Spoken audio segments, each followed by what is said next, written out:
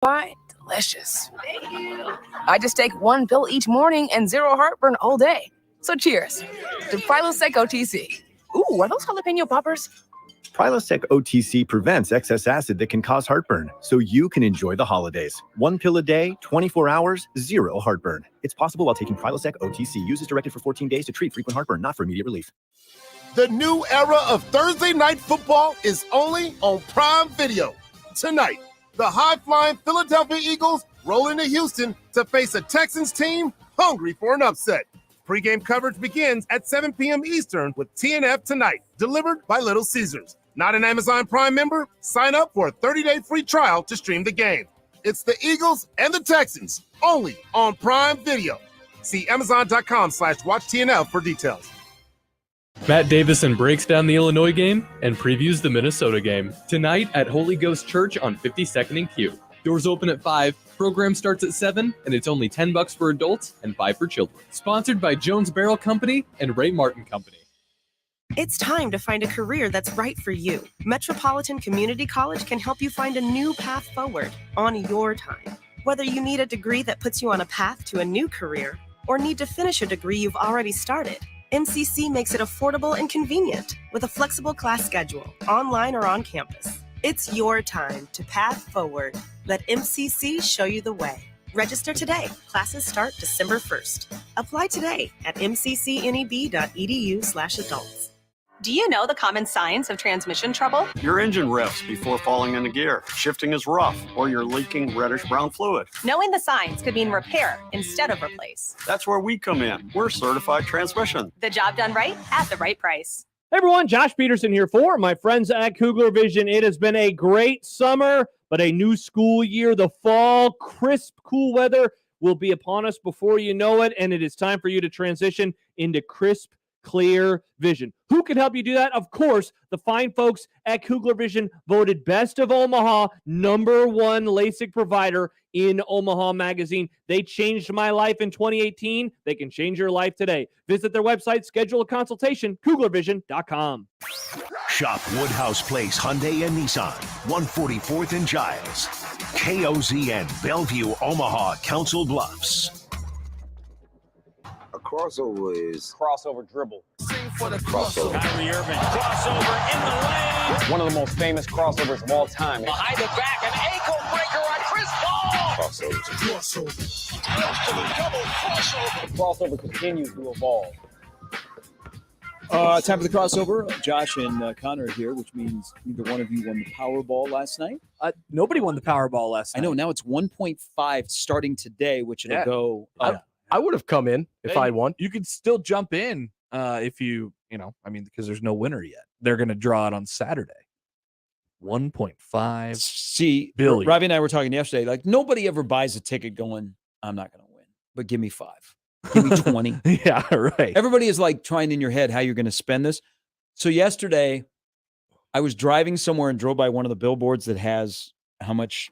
Just the 999 because they don't have enough spots. So immediately I thought, because I had gone and bought tickets, is, okay, who would be the first person I'd contact? How long could I keep it quiet and not come forward? Or when I did, it would be private. What would I do? What would be my first step? Like, if you won, what would be the first thing you do? First thing you do is you call a lawyer and a CPA. Yeah, I don't have the right lawyer. Yeah, you got to find it. Not like your divorce lawyer, like your lawyer and a CPA. He creates tax shelters and entities for you. The CPA helps with that. You call them immediately. You absolutely keep it private. You don't do a public announcement. And I wouldn't tell a soul. Now, you don't have to make it public anymore, you don't, right? No, you don't have to. You can accept it private. I would just tweet, I won the lottery. They don't give you the big check. I mean, you can accept it that way. No, I would do it privately. I wouldn't tell a soul. Can I get the big check in private? Like, yes, I would like the big check for, for my purposes. I'd like to hang it at my house, but I don't want anybody there. Somebody's going to find out, right? I mean, somebody's going to find out at some point. Well, isn't the last one before this that was like a few months back, before August, because we haven't had a winner since August 3rd. Didn't they keep it private? Yeah, I mean, I think like people around you probably figure it out, but I don't know that like the general public, if you decide to keep it private, I don't know that they'd ever find out. Wasn't the plant workers in Lincoln Didn't they win a big lottery? Oh yeah, they split a whole bunch of like 8 of them split. I think we need to do a follow-up story on where are they at now. It's not good. Oh, really? Yeah. Oh, dang. One of my friend's neighbors, probably 7 years ago at this point, won like a $50 million one. Oh, $50 million from Gretna. They like lived in Gretna. And how are they doing? I have no idea. I don't know them at all. They no longer are neighbors with my friend. But they and they kept it private. I don't think anybody ever really found out about it. It was just this family that won the lottery, but there was a sign on the Gretna gas station where they sold the ticket. It was like sold had a lottery. $57 million winner here. That would be Because huge. I think you get the store that sells the ticket gets something. It's a little bonus. Yeah. But yeah, I wouldn't tell anybody. I wouldn't tell a soul. Now you got me curious, Josh, about the plant workers. I'm looking it up. Yeah, I don't know what happened. What would you do about family? Because family's going to ask for money, probably, right? Like, there's certain people in your life that are going to want something. Were they all? They were like all Vietnamese.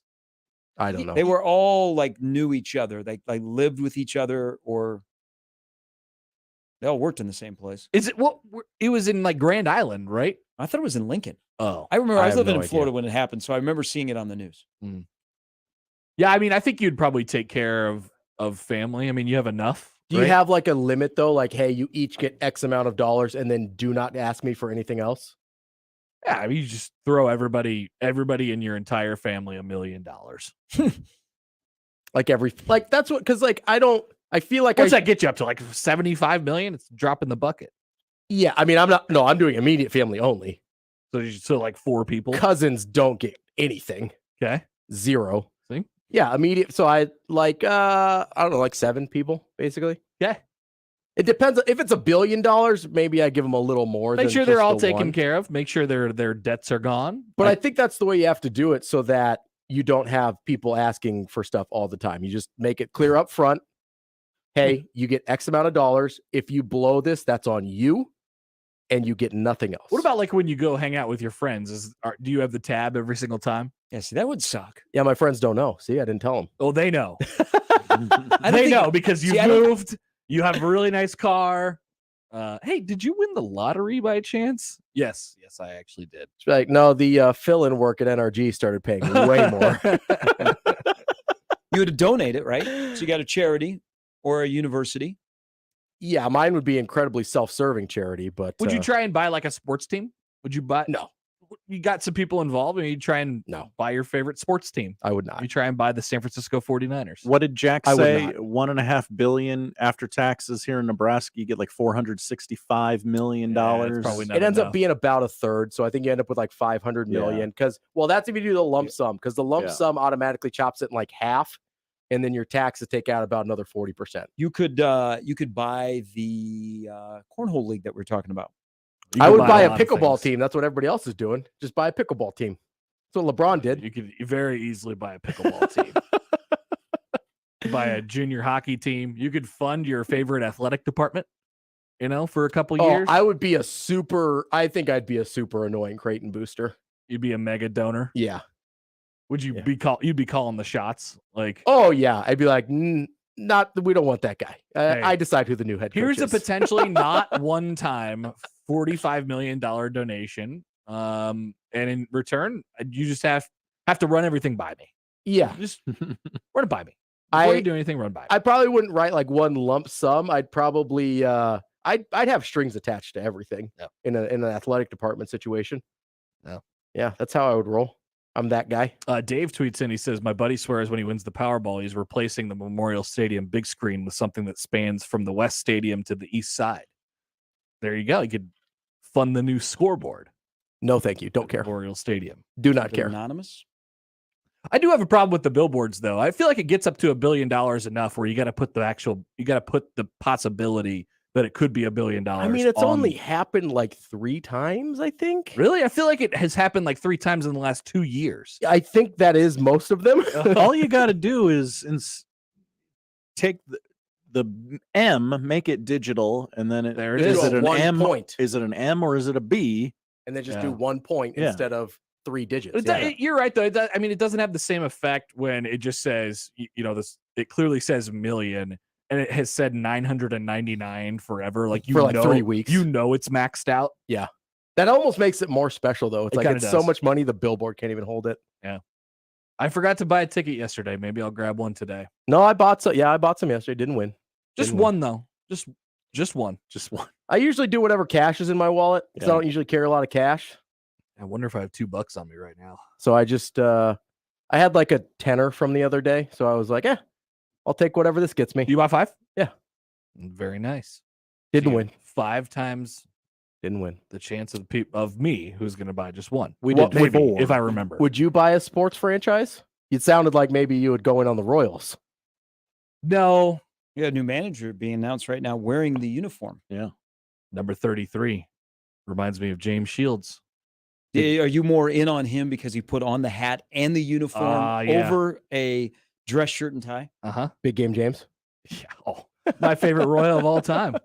Only there for 2 years, but I Game. wholeheartedly believe that he changed the Royals franchise. I don't think you could afford the Royals. The right to no, it'd be They sold for $1 billion Yeah. last time. it would be a No, I trust John Sherman. I think he's doing a good job. it'd be a minority owner or a group situation. Yeah, Mahomes jumped in there. Like, Yeah. I will jump in like Mahomes. You're like, hey, can I get a 10% stake? I Yeah. got a hundy. Yeah, just give me like, a suite every game or Yeah. whatever. Like whenever I want to throw out the first pitch, they'll let me do that. Or I don't know, customized jersey or something like that. I mean, you That's get all. I'm not asking that. Any much. customized. any person can get a customized jersey for like $100.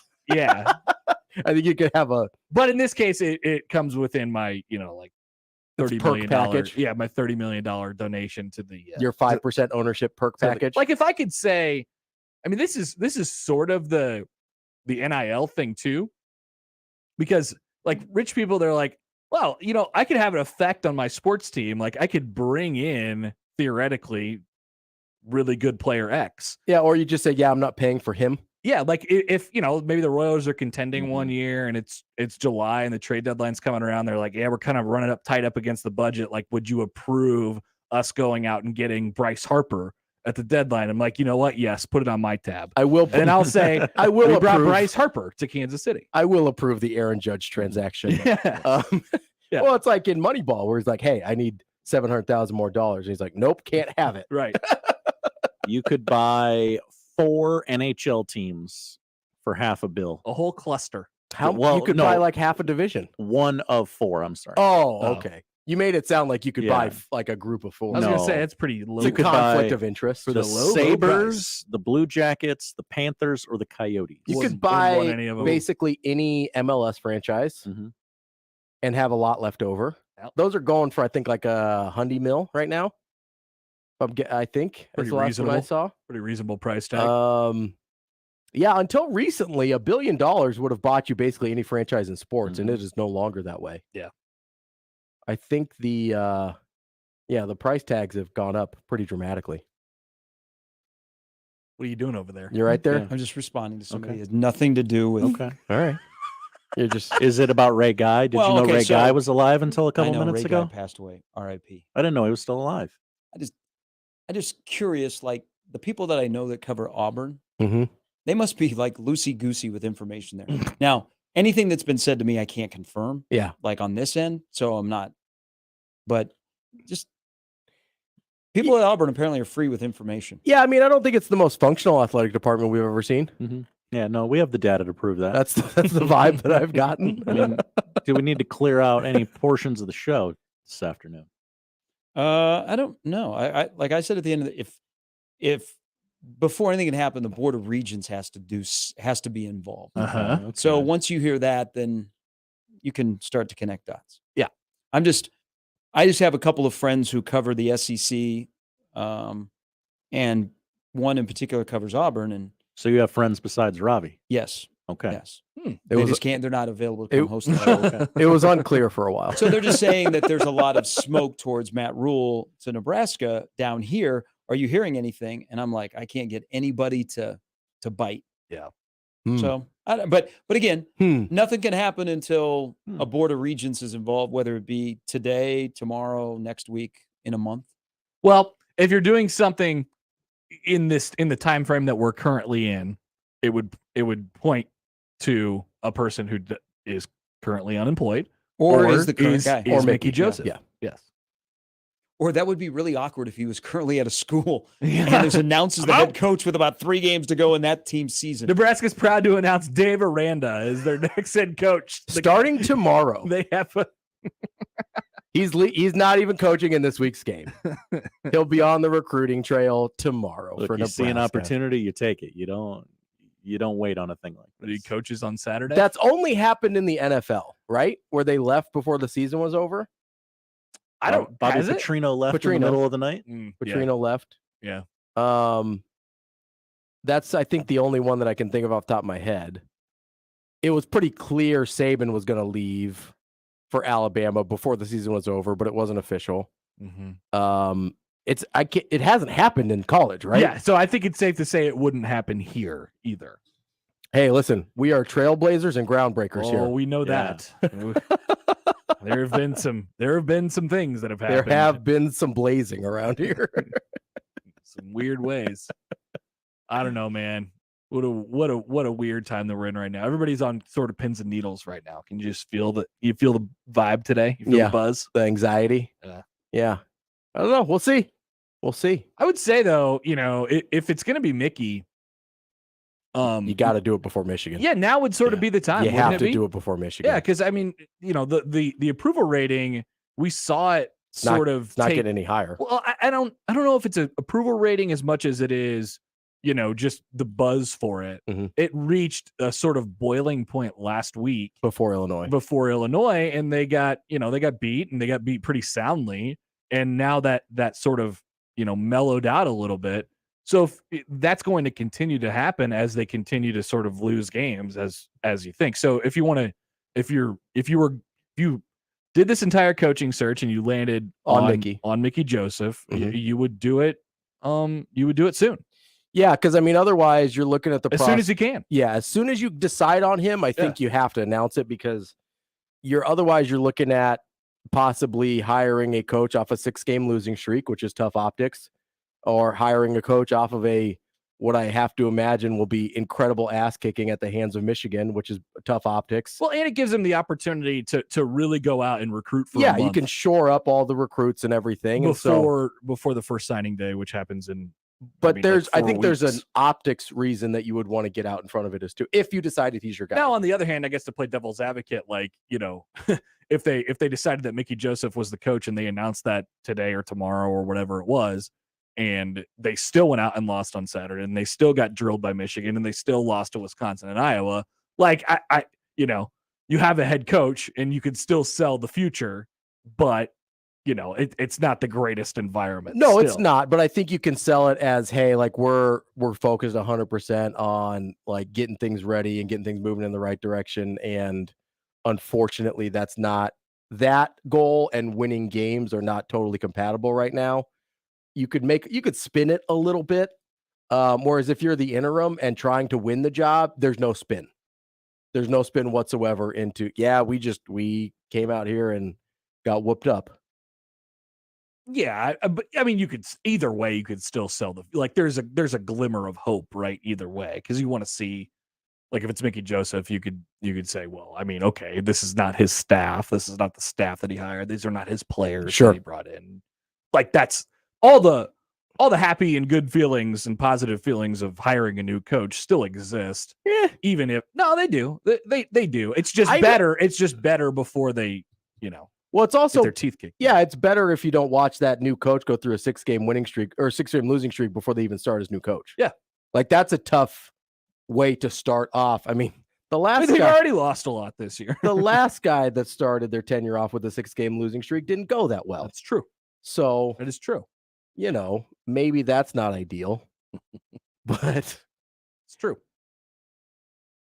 Any thoughts? Anything to add, Gary? No. He's just making faces at us over because here.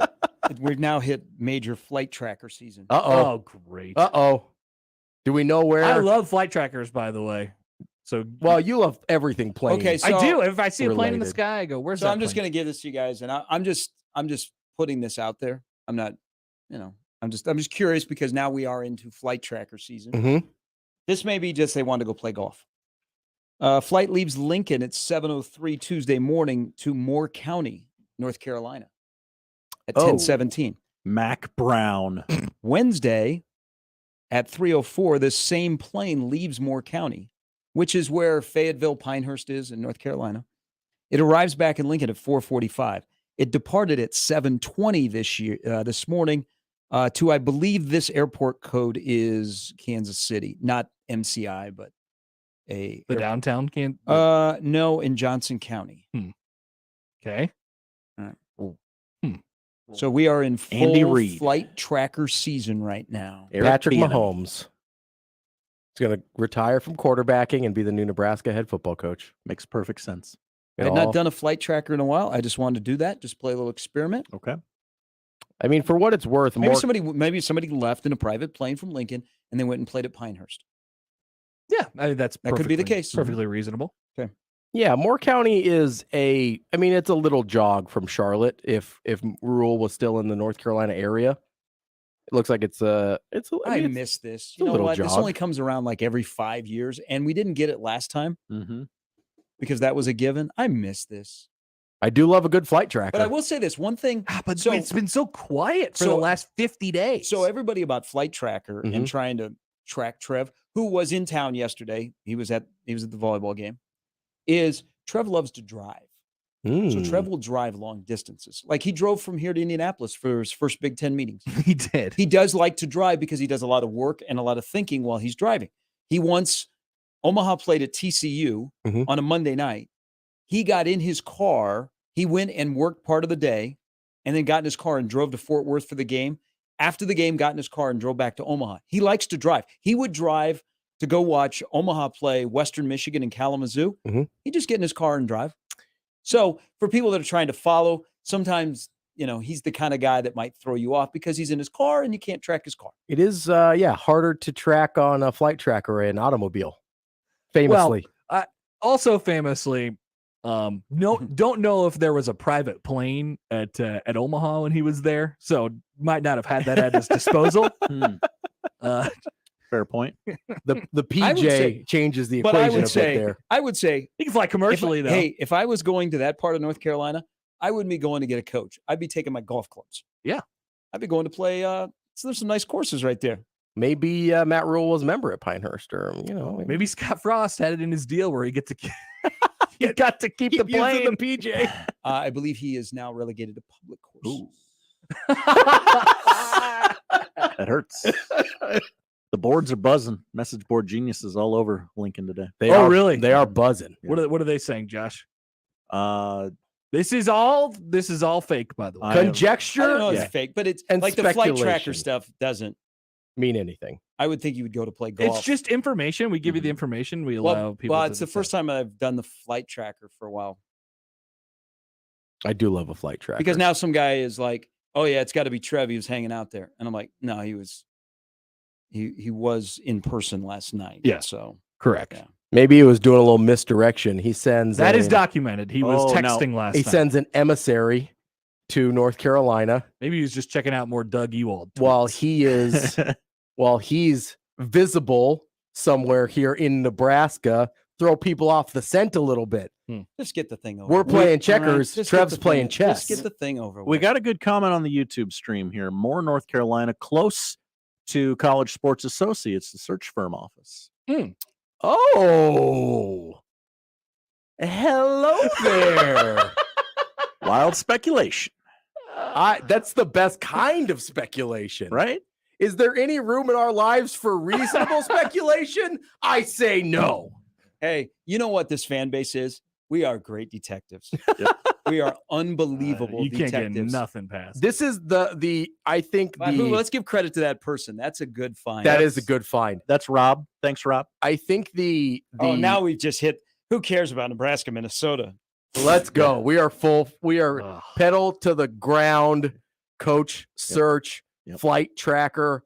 I think the Nebraska coaching search fan base investigators and the True Crime podcast investigators need to have like a meetup and share notes and share theories. In the off season, they could solve murders. Yeah, they could solve murders, or you could get the true crime people to solve coaching searches. It would be beautiful. It's been crazy. Like we haven't even seen. There hasn't. The national people will check in with their with the search every once in a while, especially these extended ones. There's 5 or 6 Power 5 jobs open right now. Like there's been nothing. And that's there has been nothing on this. Tip of the cap to Nebraska. Really? They've done a really good job of this is how this is supposed to work. So now when they announce the coach, whether that's today or tomorrow or next week or 4 weeks from now. 4 weeks from now. Can you imagine if it's still 4 weeks from now? We're going to drive ourselves crazy. But I mean, they can really sell it however they want because we don't really know anything about the process. Well, I think do I remember that Trev said he would explain the whole process when he's got his coach? Yeah, he said something like that. He'll tell everybody how it went down. Yeah. Which it may, he's transparent that way. But while he's attempting to get the job done, you don't want anything to get out there because you don't want to tell people who you went after first and who you went after second or who you went after third. You don't want anyone feeling like a second or third choice. Right. And in Nebraska's case, because there's no names attached, they wouldn't. Right. I think throughout his administrative career, there isn't like a lot of loose lips. But he's not like real cloak and dagger guy. No. I don't get that sense either. Like he kind of is boring. Yeah. Trev Alberts is boring. He is. So you saw him wearing his readers last night. That's what he's not giving you like nuggets and just rampant rumors and stuff. And he's not like openly controlling the message, but kind of he is because of his personality and he just does business. Yeah, by not having any leaks, you are controlling the message. There is no message. He's not sending well, I guess we'll find out about this whenever it's announced and whenever he talks about it. But I mean, it doesn't seem like he's sending any like conciliaries to talk to negotiate on his behalf, except for the Moore, North Carolina, apparently. Maybe it's him though. Like maybe that was him. So I don't. That's what happens. And that's why stuff hasn't gotten out because it just really feels like it's him. I think which can have, and you look back on it later, we could look at that as a positive or a negative. One thing we always bash iCourses about is he hired Riley basically on his own without any sort of input from everybody else. But I don't get the sense that Trev isn't taking input from people. No, one of the things we always say is Trev's listening. It sounds like he was talking to a lot of people. He mentioned that himself, that he was going to talk to a lot of coaches that were not candidates. Yeah. I think he's probably talked to a lot of people. I think that's why he hired the search firm, was to talk to people and be able to speak with people. So I don't think he's doing this in a vacuum the way iCourse did. I think, I think Trev's probably been sitting there for the last couple of weeks, just like waiting for a rumor to come out. And it just hasn't happened because I think I think he would have no problem. He's not going to go out and shoot them down, but I think he'd probably laugh at them. So if all the stuff in the speculation today is true, Doug Ewald on Twitter was true. Not happening. Totally wrong. I'm saying maybe our guy Doug was in North Carolina. Do we know? Now that's a guy. Do we know? That's a guy who would know. Yeah, he's probably I would call him the right-hand man potentially. So whether he is or isn't, the guy that is your interim head coach knows. You have way too much respect for somebody to all of a sudden be blindsided. Yeah. That you would also lay out the process and then be very upfront. That person is scheduled to talk within the next half hour. Yeah. I don't.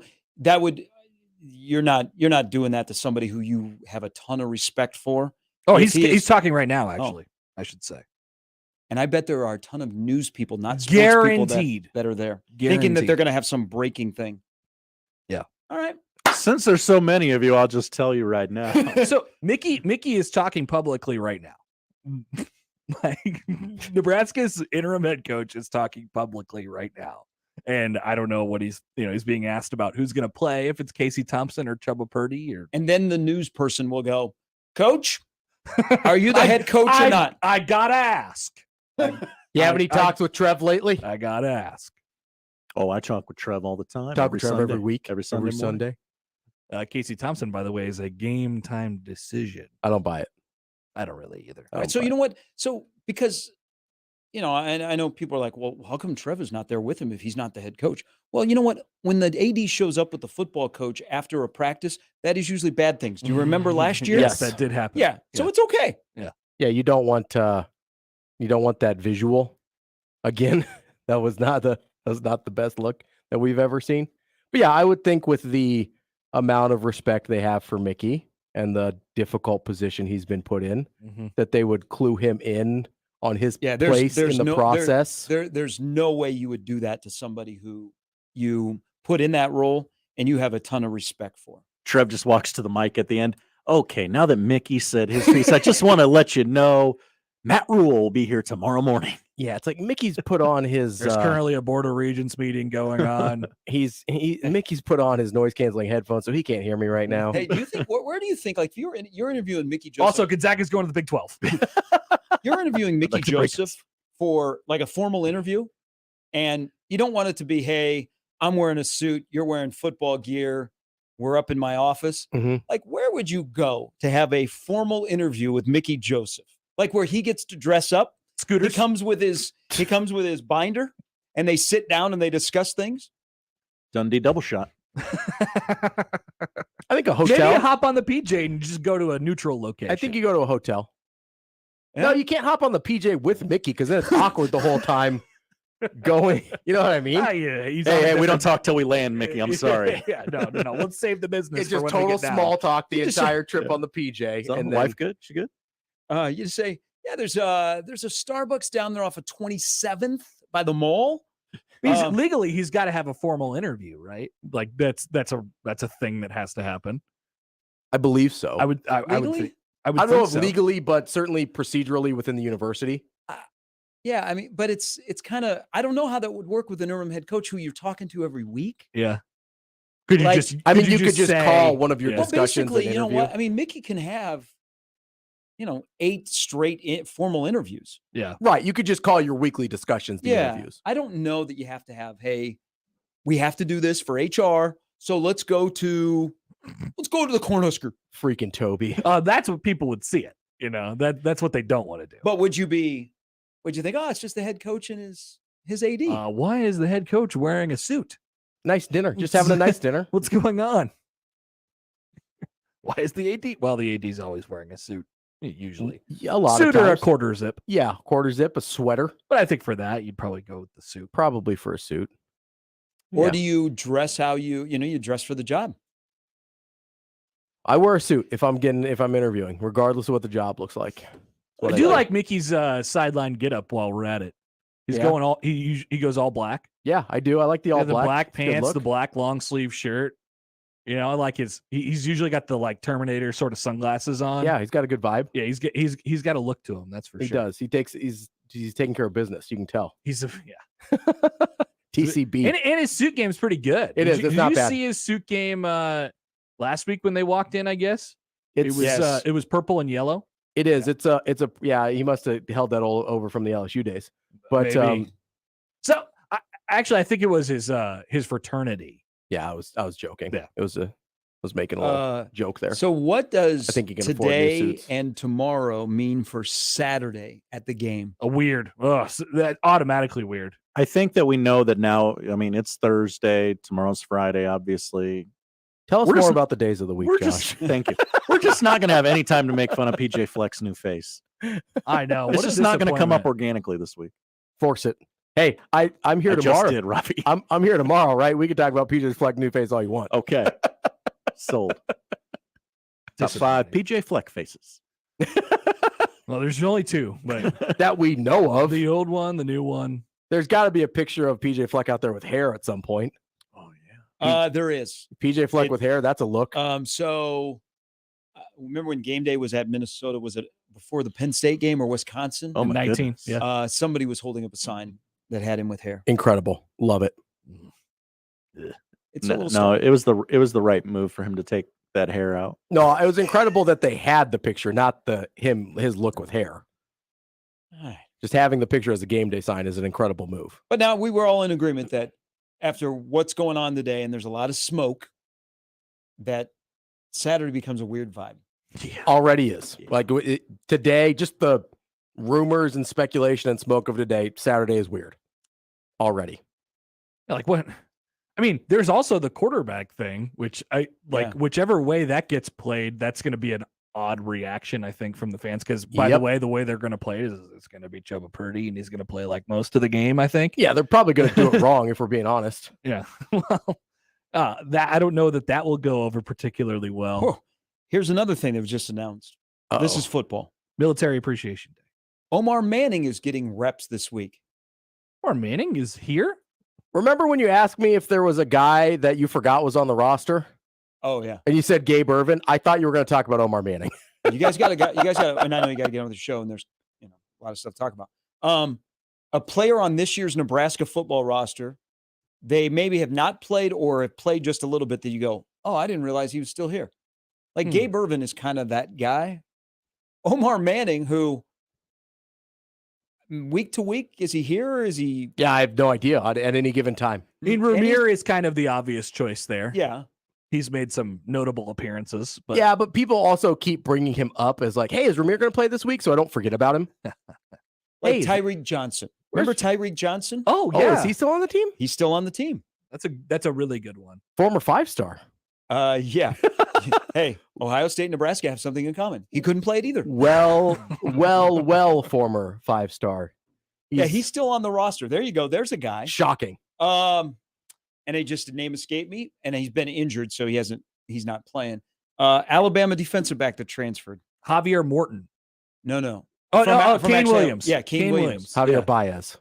Javier Morton was he was a recruit. He's a recruit, yeah. Gruden? Kane Williams.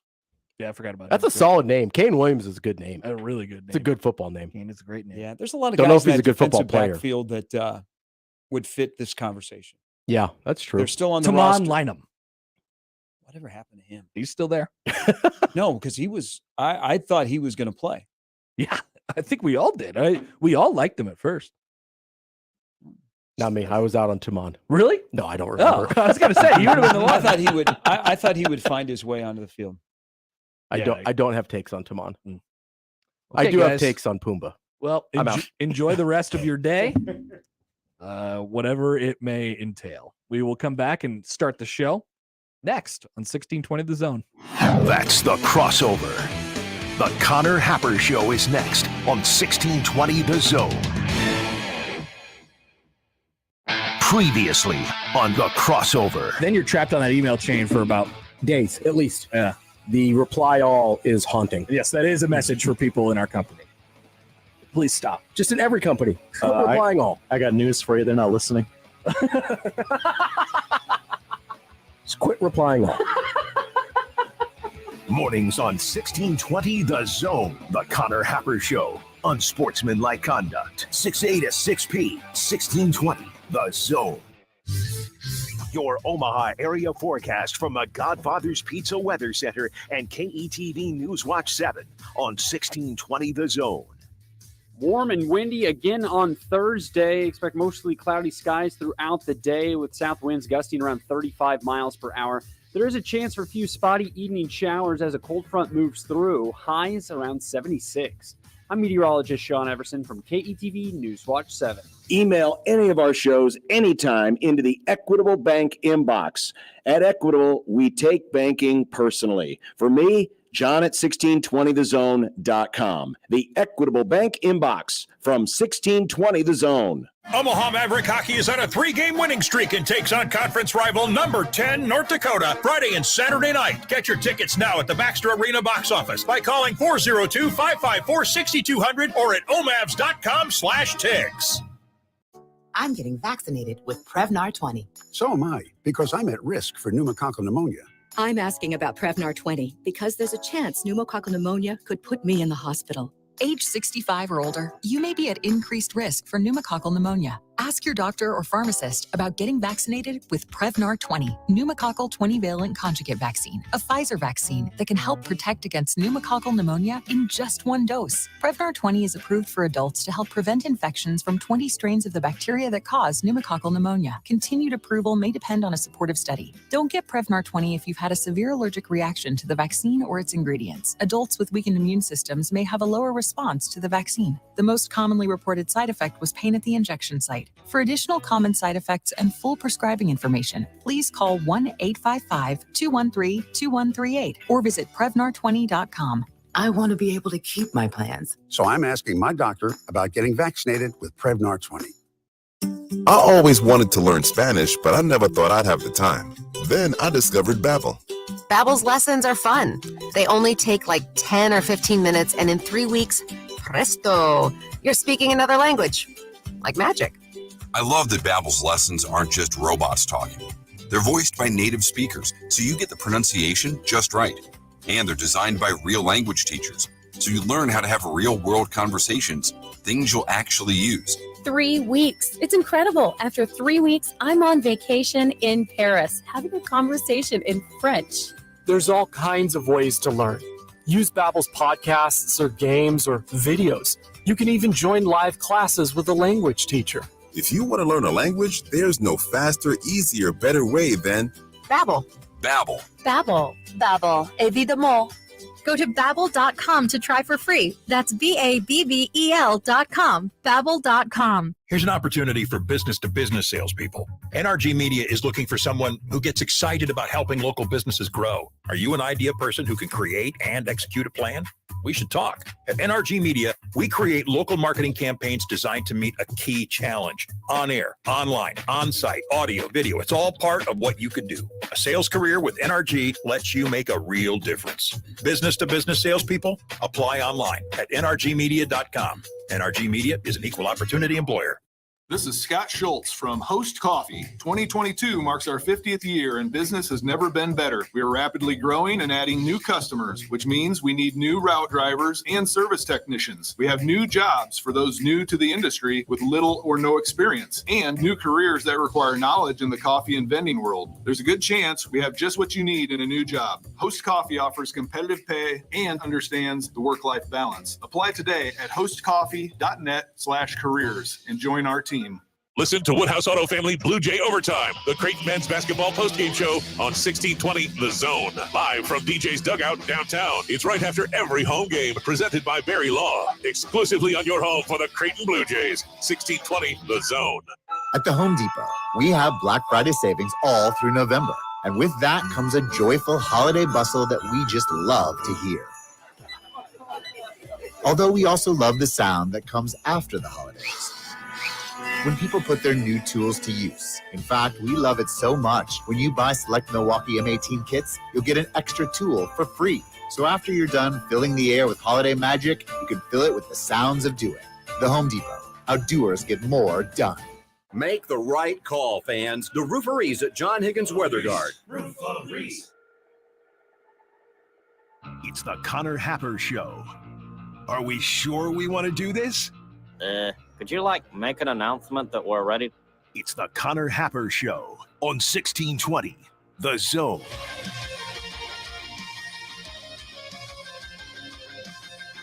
Well, hi, everybody.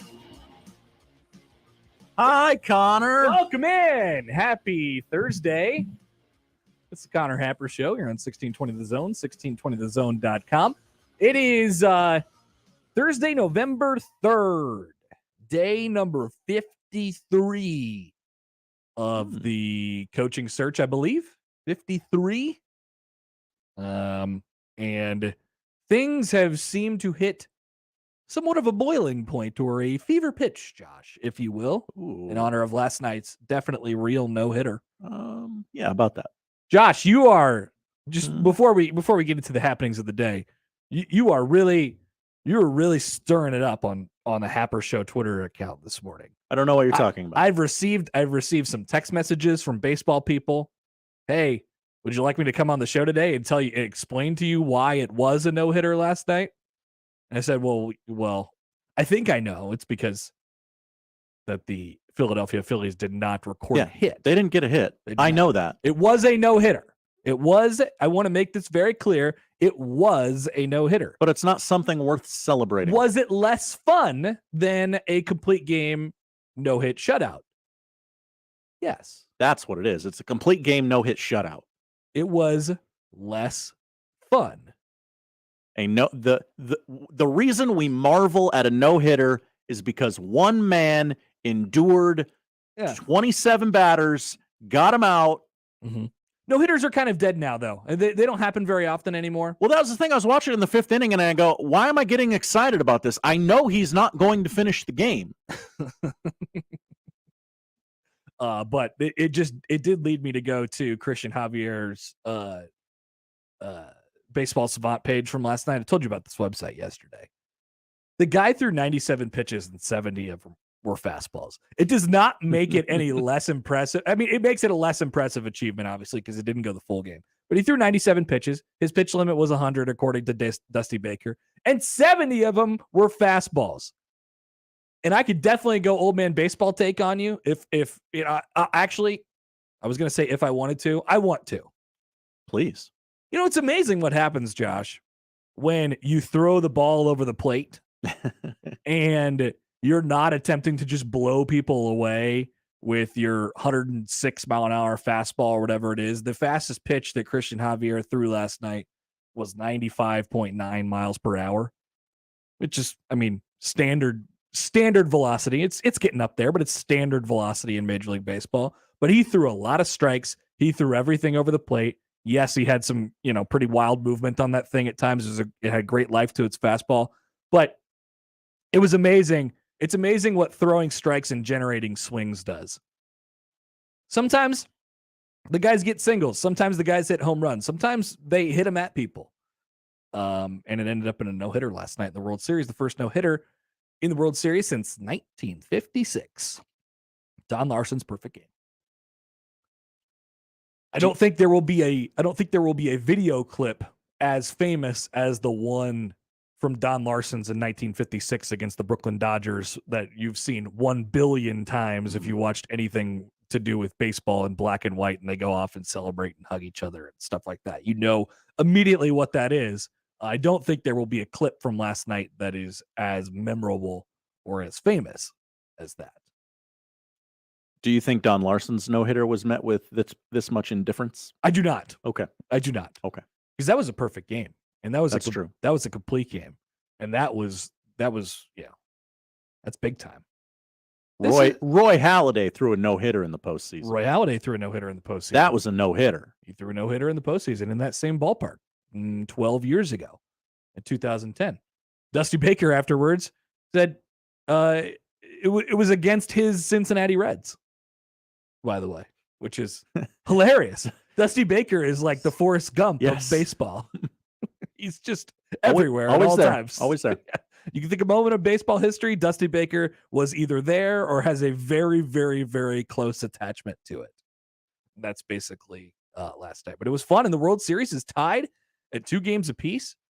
Race to 2. Game 5 will be in Philadelphia tonight, and Thursday Night Football in Houston tonight, where people will be watching the Astros on their phone while the Houston Texans get drilled by the Philadelphia Eagles. They are a 14-point dog tonight. That is a lot at home for an NFL game, Josh. My sources are telling me. It is. And Brandon Cooks isn't going to play. Yeah. So that line might move more. Brandon Cooks out tonight. Sad he didn't get traded. And Alan Bell had the stat, and I want to get it right. So let me pull up Alan's account here. He that heavy of a favorite. NFL teams that are 11 plus favorites on Thursday nights are 22-0 straight up and 18-4 against the spread since 1970. So you might go, wow, that's a lot of points. No, it might not be. I mean, you know how we've been on this show. We've been taking dogs in the primetime games. We've been taking dogs in the Monday night games and the Thursday night games. Not going to be the case tonight. No, I just don't. I don't see it. But maybe they can hope that the Eagles players will be distracted by the Phillies attempting to take a 3-2 lead in the World Series. Went and got beers with Schwarber last night. I'm so hungover. Oh, can we do this too? Kyle Schwarber's walked up to one song his entire career. Thuggish Ruggish Bone by the Bone Thugs and Harmony. And I just, every time he stepped up to the plate, I'm like, man, I respect that so much. Number one, for having the same song your entire career. Yeah. And number two, for that song. Never changed. It's just a great vibe walking up to the plate. I mean, he's got to feel so cool. That's why he hits 490-foot tanks. He's walking up to Thuggish Ruggish Bone. Maybe they need to turn it up or something. Yeah. He did not care that the Astros got a no-hitter last night. No, that was the whole thing. It didn't seem to affect anybody. No. Phillies like, yeah, we lost. Whatever. No, we got no hit. Oh, well. It's 2-2. One game. I mean, they knew the whole time. We knew the whole time during the World Series it was going to be like, okay, either the Phillies are going to have to hit 700 home runs in this World Series or it's not going to go well. Last night we got the it's not going to go well side. What would have happened if the Phillies wouldn't have had that one bad inning on the mound? Would we still be playing a scoreless baseball game? Yeah, and wouldn't have got a hit all night. Could have hoped for a few walks, I suppose. But in all honesty, so we could talk about the no-hitter and if it's real or whatever. It's real. They didn't get a hit, but it's just less fun. It's just less fun. Josh is less sure about this. Real? But I mean, Santa Claus is real. What I think is the amazing part of this is Christian Javier throwing 70 fastballs and 97 pitches. Christian Javier basically having one of the best pitches in baseball and is an average velocity fastball. That is the accomplishment here. That's the true accomplishment for the baseball nerds like myself. He was impressive. He was very good. He was very good, but he only threw 6 innings. He did. I understand. That's not a full baseball game. That is not. So we have that. That's all we have, right? Well, and nothing else going on. We'll see. We await some potential Thursday news. People want to shame us for talking baseball like we didn't just do 40 minutes on the head coaching search before this segment. Really? What are people saying on the YouTube page? Yeah. Stumanji's mad at us. Stumanji, we're getting a new football coach today, and we're talking about baseball. Shame. Hey, Connor walked down Dodge Street with Josh ringing the bell. Shame, shame, shame. We don't know that we're getting a new coach today. Well, we might be getting a new coach today. Might be the same head coach. Might be the same head coach. Might be a different head coach. Might be a coach that wears a smock. Might be a coach that's on TV. Might be a coach that just talked a couple minutes ago in front of the press because he's getting ready to coach the very team he'll be hired to coach on Saturday. But coach him on a more full-time basis. There's some potential out there for some movement today. And we will be keeping a very, very close eye on it, of course. I don't know. All we could do right now is sort of sit and wait, right? Wildly speculate? I mean, yes, of course. I mean, this is what sports radio is for. Sports radio was built for days like today, where there seems to be some buzz that there is an impending announcement today, and is there a Board of Regents meeting, or what's going on? And there are candidates out there who you could connect dots to because they are not coaching. I will say this. I mean, this is not speculation. If Nebraska announces a coach today, it could really only be, I mean, it's not Dave Aranda. It's right. It's not Matt Campbell. It's not Lance Leipold. It's somebody who's not coaching and who is maybe on the candidate list, maybe not, or is the interim coach. There was a lot of buzz last week for Mickey Joseph. And the timing part of this is not unimportant.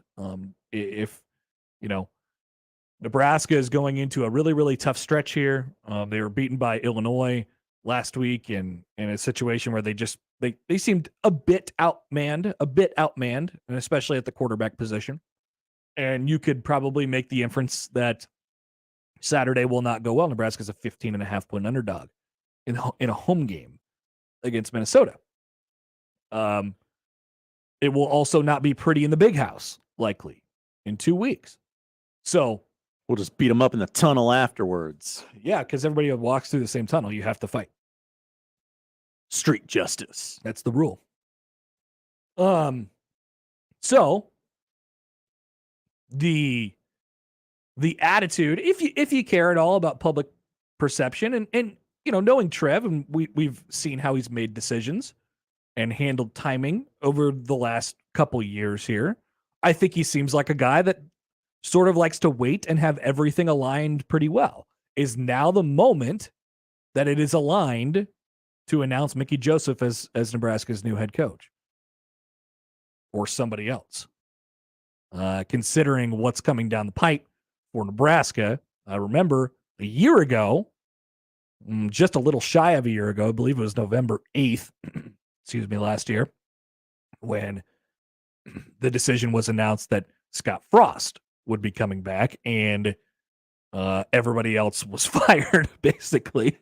Matt Lubick and Mario Verduzco and Greg Austin were all fired. This is just a little shy of a year ago, with a couple games left in the season to sort of, I don't know, whatever you do with it, build momentum. If you're announcing a new coach, that person is allowed to build momentum and really, really go out and recruit just a little under a month, or just a little over a month before the initial signing day or the initial signing period for Nebraska football. So it is a really important time. Does it feel like a newsy Thursday though? Is the real question. I would say yes, Josh. Okay. I would say it does feel that way. Something is afoot. But will we get anything concrete today? Will it be tomorrow? Will it be Saturday? Is Nebraska's future set in stone at some point over the next few days? That is what we are. That's what we are sitting and waiting on today. Of course, we'll keep an eye on it, and we'll be here for the next 3 hours. There is a football game on Saturday, though. Yeah, Tennessee, Georgia. There is a football game in Lincoln on Saturday, I should say. PJ Fleck. Remember? We hate PJ Fleck. Wake up, everybody. It's PJ Fleck hate week. Ryan Burns of Gopher Illustrated will join at 1 o'clock. Michael Bruntz of Husker 24/7 will join in the noon hour, and Jacob Padilla will join next. Now, I will say all this, and the lineup is powered by the Referees John Higgins Weather Guard, that if there is some sort of a significant announcement over the period of the next 3 hours, then the show might not go on. I mean, it'll go on, but it won't go as scheduled. There could be some potential changes. We'll keep that in mind today. So yeah, we're off and running. Speaking of Jacob Dill, we could talk a little bit of basketball. We talk football with him. Volleyball. He's covering state volleyball down in Lincoln over the last couple days as well, and we'll chat with him as we move forward next here on 1620 The Zone. First, join Gary and me at Jones Bros and Exarban from 6 to 10 tomorrow, and each Husker home game Friday, just tomorrow for me. The first 20 listeners who show up get free breakfast. After the first 20, you get your Jones Bros breakfast for just $6. Hell of a deal and a fantastic breakfast. Plus, I'll be giving away prizes, T-shirts, koozies, pair of tickets, even to a significant sporting event in Lincoln. For the full, unauthorized Big Red Breakfast schedule, head over to 1620thezone.com.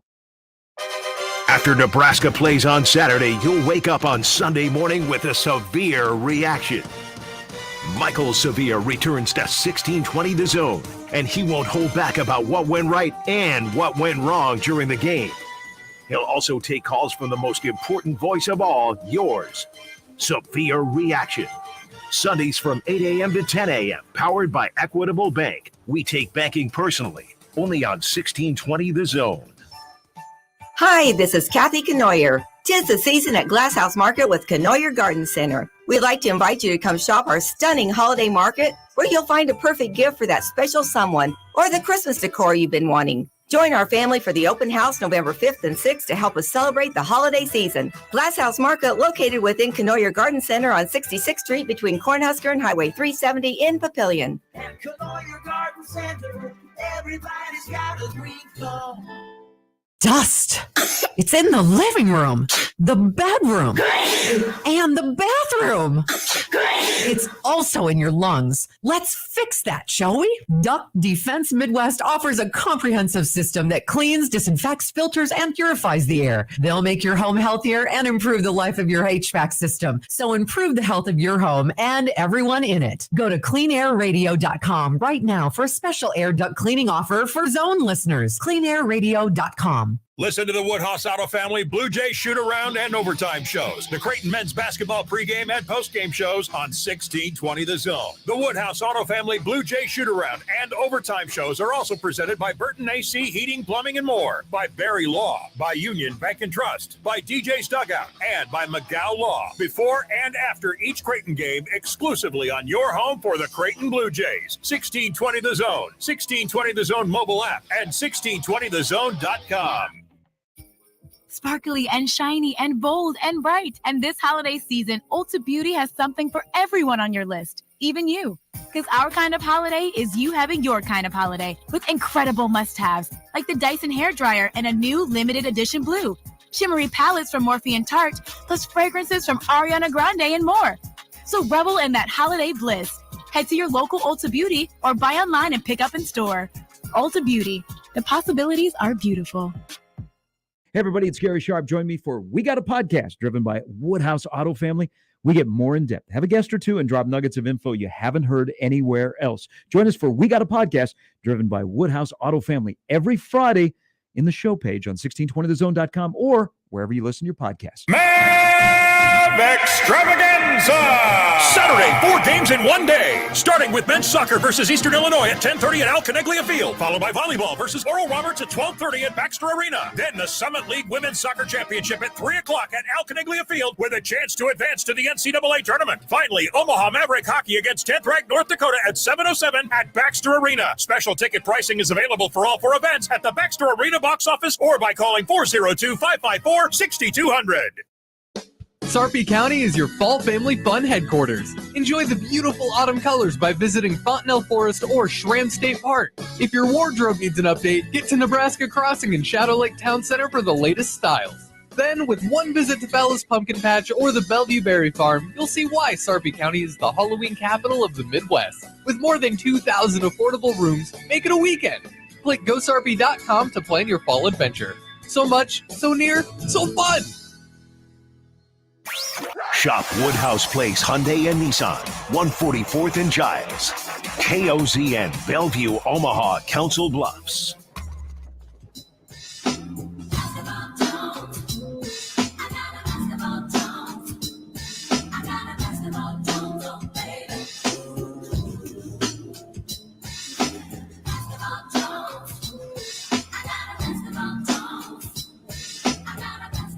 And now, the only cure for our basketball Jones. Hail Varsity's Jacob Padilla on the Connor Happer Show on 1620 The Zone. Baby. Maybe that's why. All right. Welcome back in. We're the Connor Happer Show on 1620 The Zone. We're joined now on the Les Hills Harley-Davidson hotline by Jacob Padilla of Hail Varsity. Hi, Jacob. Hi, Connor. Are you not covering state volleyball today? Not today. I gotta get some work done for something else. But yeah, it was fun to get down there, and I didn't really get a chance to cover high school volleyball this season just because the way the calendar shook out. But yeah, some good matches. Got to see some talented players yesterday, and led right into the Huskers playing over there at the Vandy there. Big day of volleyball. Excellent. What's your what's the vibe right now in terms of Nebraska football? Yeah, it's a strange one. Yeah, and this was always going to be the case. When Alberts made the move he did, like it was going to drag on so long because there was so much left in the season, and they weren't going to be able to make a move early on. Like even if they wanted to, like it just wasn't going to work that way. So we're kind of, I think we cycled through most of the candidates, most of the talking points. Now we're searching for any little bit of info since we haven't really gotten anything to react to and to try to learn from. And obviously we had the early excitement of the wins after Joseph took over. And now we've got a couple of losses that people are kind of sitting back and say, all right, this is what this team is. So it's kind of especially looking ahead at the rest of the schedule where it doesn't. Yes, like the teams that aren't as good as we thought they would be coming into the season, it's not quite as tough, but those teams have still been better than Nebraska. So it's just kind of a very strange place to be, and it's honestly it's a little hard to cover because like what do people actually care about at this point? Well, that's a good question. And well, I mean, the timing part of it is really interesting as well. As you know, you mentioned how the results have gone and Nebraska's headed in to a I don't know, a tougher stretch of the season, but maybe, I guess, easier than it sort of looked earlier on in the season. And you know, how the games play out on the field matters, and sort of the fan base's mood and stuff like that. Like, I wonder how much of that factors into sort of a potential announcement, whenever that might be, if it's soon. Now, if it follows the regular timeline, I don't think anybody would, be particularly surprised either. Yeah, again, it's just kind of unprecedented situation here. We've never had a coach fired a couple weeks into the season, so we don't really have the playbook for when or what should happen. Typically, like, obviously you want to try to get your new coach in place as soon as possible, but that's not even possible with other sitting coaches. And even it would be weird even to hire, like, to announce an outside hire, someone that's kind of sitting at home, like 5 weeks into the season, right? Because that just makes it awkward for everybody involved. Because it's not like you're going to come in mid-year and take over the program and, like, coach them for the last 4 weeks of the season or whatever, right? So just very strange, kind of waiting to see what happens next, I guess. Yep, that's exactly where we're at. Who do you think takes the most snaps at quarterback on Saturday? Yeah, they've done a very good job of kind of muddying the waters, playing the coach speak game, trying to, I guess, not give Minnesota any hint of what's going to happen. But I feel like it's probably going to be Chuba. Me too. I know what Mickey said today, that Casey's trying to convince him, but if he hasn't, if Chuba took the majority of the reps, and he said, yeah, Casey's a guy with the experience that maybe doesn't necessarily need to practice to play, but I think it's better for just everybody involved that you're playing with somebody you practice with and gone through the game plan with and all those types of things. And if he hasn't been cleared yet, like, if it's still a question, it doesn't seem like a situation where it would be a good idea to play him heading in. It's not like an ankle injury, like, right, the pain tolerance management. Like, we don't know exactly what it is, but nerve issue doesn't sound great. So can you grip the football well enough to play quarterback? That seems to be maybe a factor. So I don't know what exactly is going to happen with Casey there, but it sounds like it's going to be Chuba, just based on what we know from of Whipple and what they said. And even Mickey kind of let it slip today, like that Chuba's got the majority of the reps, and then added Logan there too. Yeah. So it's kind of like, oh wait, yeah, him. They're both taking them. So. Well, I wouldn't be surprised if it was 100% Chuba and 0% anybody else. Yeah, I wouldn't either. We saw how that second half went, and honestly, I guess based on the way that, like, what Whipple said, how Chuba missed practice last week and was dealing with his own injury, and we saw how it went in the game. Is that a bigger indictment on Whipple himself and by extension Joseph, by sticking with a guy who wasn't prepared to step into that environment, or is it a bigger indictment on Smothers that they have that little confidence in him? It's just not a great. I mean, it didn't look great coming out of the game, just based on the way that it played out, that they didn't even try something different. They just kept rolling Chuba out there. But I think it sounds even worse after Whipple kind of explained the whole situation on Wednesday. Well, I think one of the things that he was probably trying to accomplish is, like, and it didn't sound great coming out, because then you asked the questions that you just asked, Jacob, which are very valid now. But I think one of the things that maybe he was trying to accomplish is, hey, like, if we put that guy out there again, we expect it to be a little bit different with a full week of practice underneath his belt. And I don't know, like, you're injured for a couple of days last week, you play in the game on Saturday, and now it's not an issue whatsoever, apparently.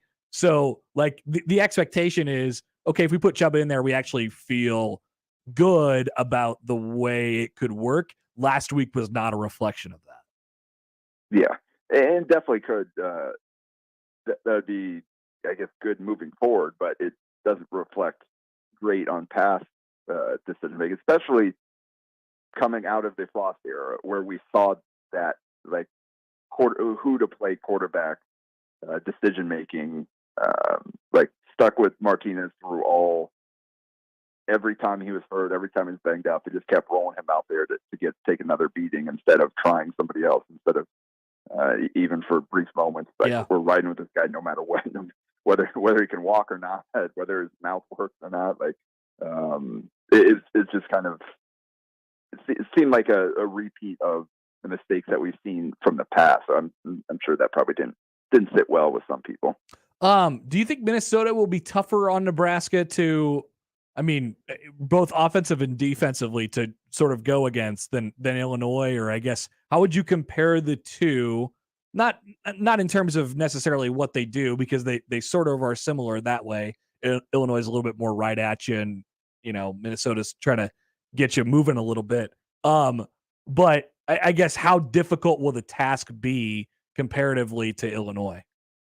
I think it'll everything's difficult for Nebraska at this point, right? But just based on the numbers and what Minnesota's done this season, it seems like they're a little bit more susceptible. They're the only team in the conference that has less sacks than Nebraska.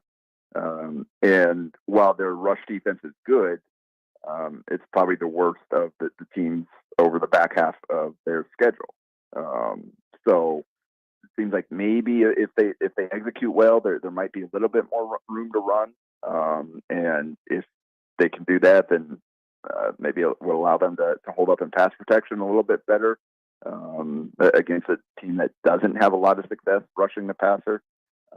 But I mean, Minnesota's still a tougher defense than obviously what Nebraska has at this point. So they're just going to have to execute at a higher rate. I think there's a little bit more opportunity there than we've seen some of the games this season, but it won't be easy, and they've got to play much better than they did against Illinois to have a shot. And can they do that with the backup quarterback in there?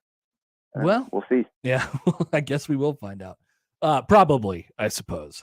That's where the stands right now. Jacob, let me ask you a couple basketball questions before we get you out of here.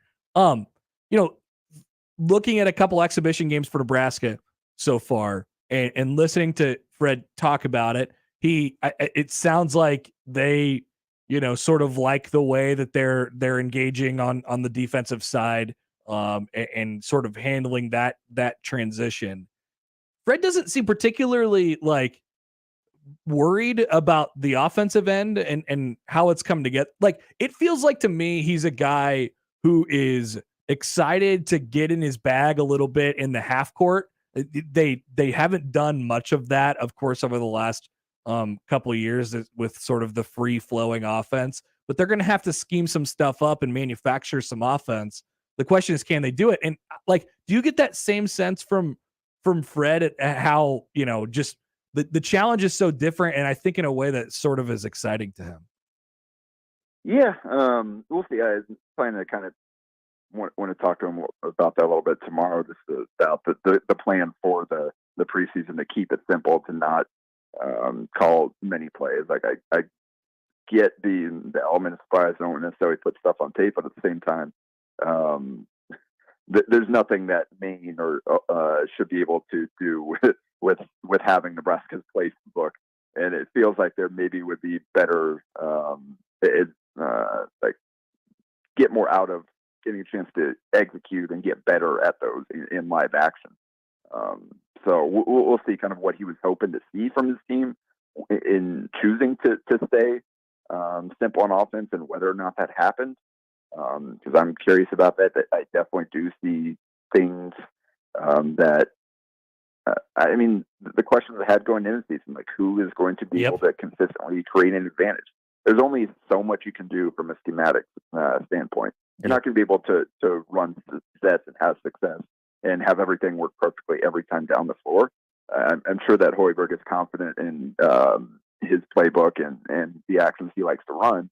But you still have to have somebody that can go beat their man a lot of times. And we still haven't seen a ton of that. I mean, we've seen some stretches of Sam Greasel making some stuff happen. I still don't love the look of Manuel Bandemel as a ball handler. Wilhelm Breinbach still isn't kind of where he needs to be for them. They still got some of their shooters that are trying to find their touch. So there's still a lot of offensive question marks with this team. And we'll see kind of how much incorporating more plays into that will kind of make things easier for guys. And maybe that'll help guys get in a rhythm. And then the other stuff will come a little easier after that. Defensively, I don't know. It's kind of a mixed bag for me. I see what they're trying to do, but I don't think they executed it very well, or the way that they executed in these first two games will cause problems as they head into the conference season and play some of the better teams that they'll see. They're trying to chase guys off the line, trying to funnel them to the big in the middle of the floor, trying to force contested mid-ranges and stuff like that. They're switching a lot, but they're giving up a lot of line drives and kind of the just fly by, chase the guy off the line is leading to some kind of chaos after that in terms of scrambling and guys trying to figure out, all right, who am I supposed to have here as the big rotates over to help, and there's still again some confusion and some too easy opportunities. I think is so I think they're going to have to execute better what they're trying to do and maybe tweak a few things here or there once they get into conference play. But you can see that the tools are better. They've got some guys that can be more impactful defensively than we saw last year. And we'll see kind of how they come together moving forward. All right, Jacob, appreciate it. We'll let you go and enjoy your weekend. We'll talk to you soon.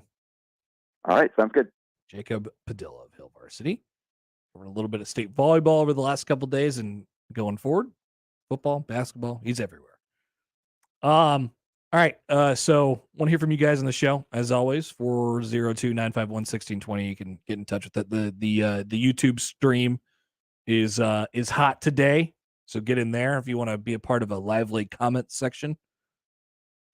Get the sense that the message boards are, they're buzzing, Connor. Yeah. They're popping. There's some things happening. They're humming. Just on the message boards. Just people are like, "Woo, what? Message boards aren't real life, people. Why not? I don't know. Just felt like something to say. But you can take those comments over to our YouTube stream or wherever you want to get in touch with the show. All right, we'll come back. Want to discuss again from last night and then going forward. The renderings for the football facility. Oh, they're out and looked pretty cool. There was a video today, a hype video. There was a video.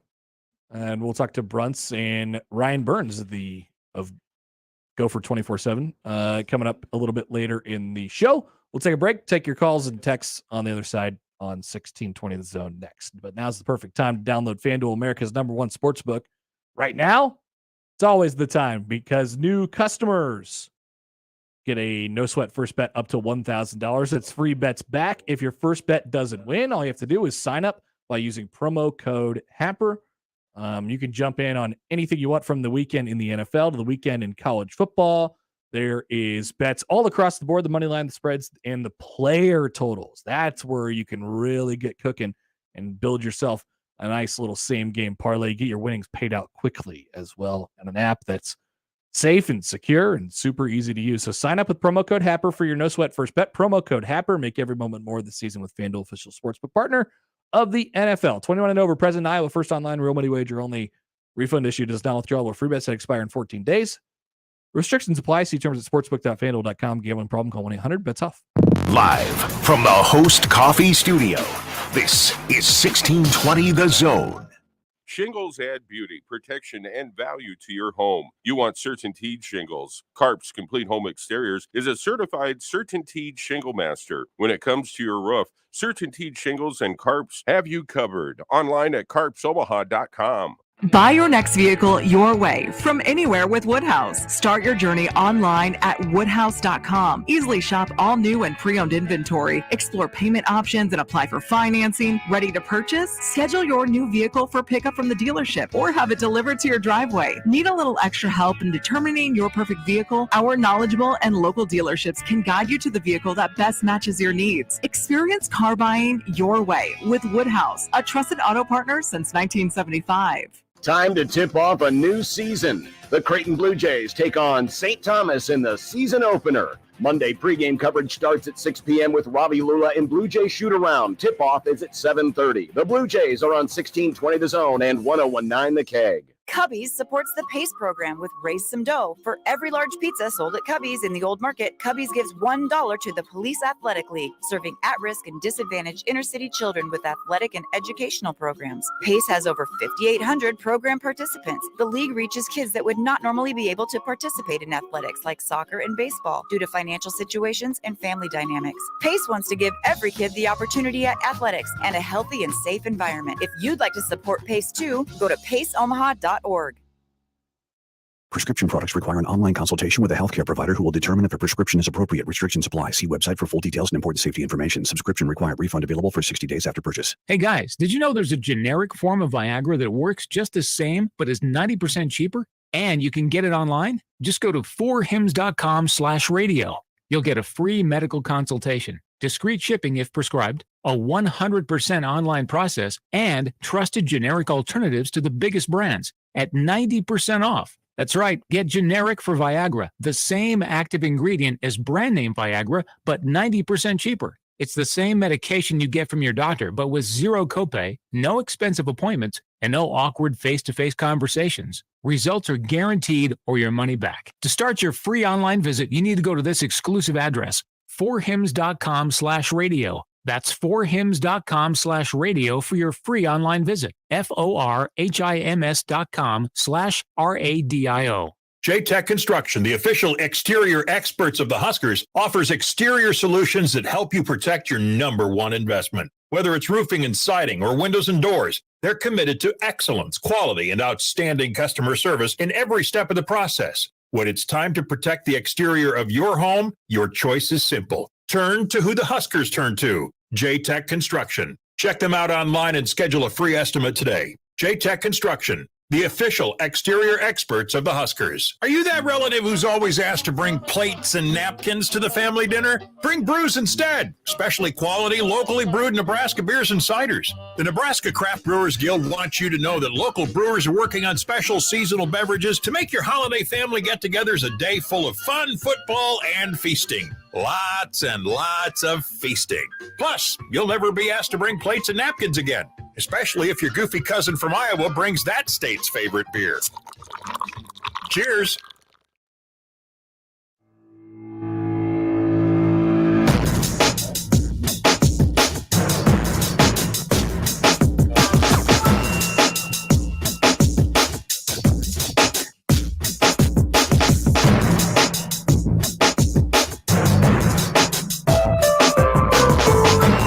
Happer, Josh Hodson back with you on a Thursday edition of the Counter Happer Show.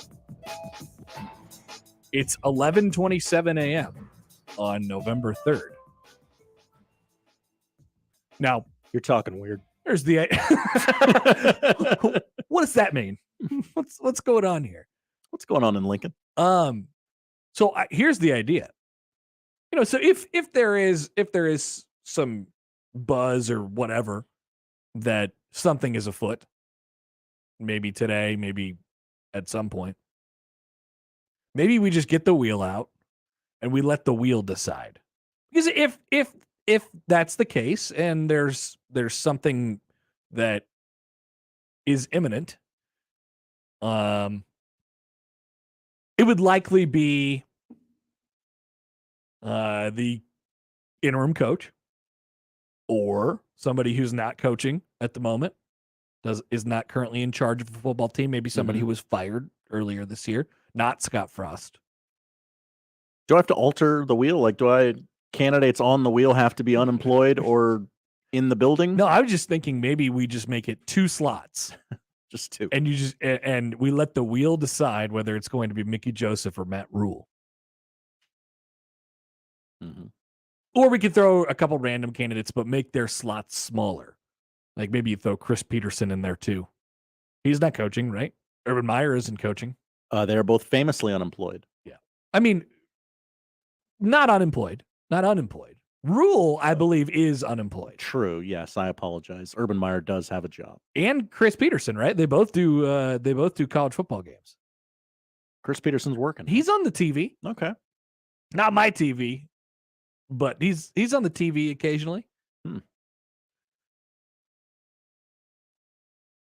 So maybe we just change the wheel and we let the wheel decide what happens next. If Trev wants to use the wheel, if the search firm wants to use the wheel, they can discuss that with me, and I will let them in at a nominal fee. People are really going after the whole flight tracker thing today as well.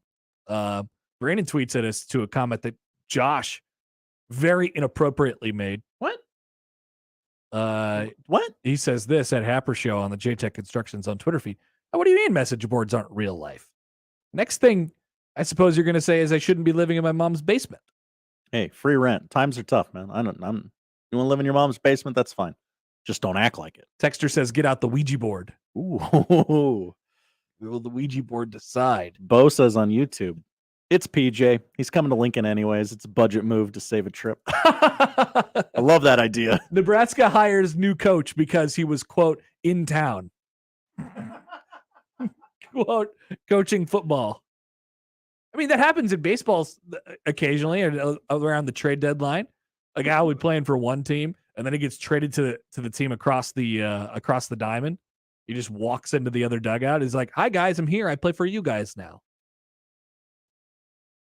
What's his name at the trade deadline this year? That happened a couple times. The Guardians Red Sox. He was on the visiting team, and by the end of the day, he was on the home team. Yeah, it happens. So, I mean, you can't rule it out, I suppose. Can't rule it out at this point. Oh, you.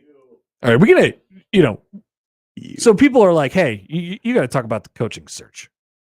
Forrest. Many are saying. Forrest on the YouTube says Flight Tracker is a ruse. The new head coach is in the building. I love the word ruse. It's a ruse. It's an elaborate ruse. The call is coming from inside the house. It's inside the house. So let's play it out. Let's play it out. Let's say that the Certified Rumors account tweeted at me at Connor Happer. You spin the wheel, we'll report. Ooh, we love the I don't know, the Certified Rumors account just really brings the good stuff to life, which I appreciate. Because sometimes it's hard to find if you're searching through all the message board posts and stuff like that.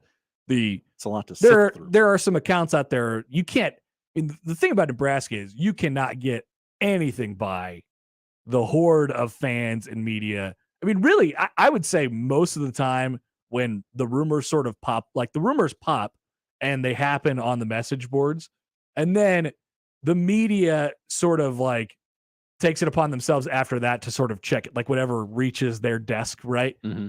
Like, okay, we actually have to check on this now. But usually it not usually, but occasionally it'll start from somebody random saying, hey, I heard this on the message board. All right, that sounds like it could potentially be the case.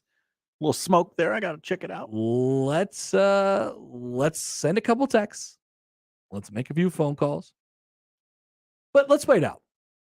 Who's the Adam Schefter of this whole thing here for us locally? I don't think it's going to... Who's working the phone the hardest? Well, it's not me. I'm just talking. I can't talk and text at the same time. It might be Josh. He's at least working the phone the hardest. He's a text boy. Yeah.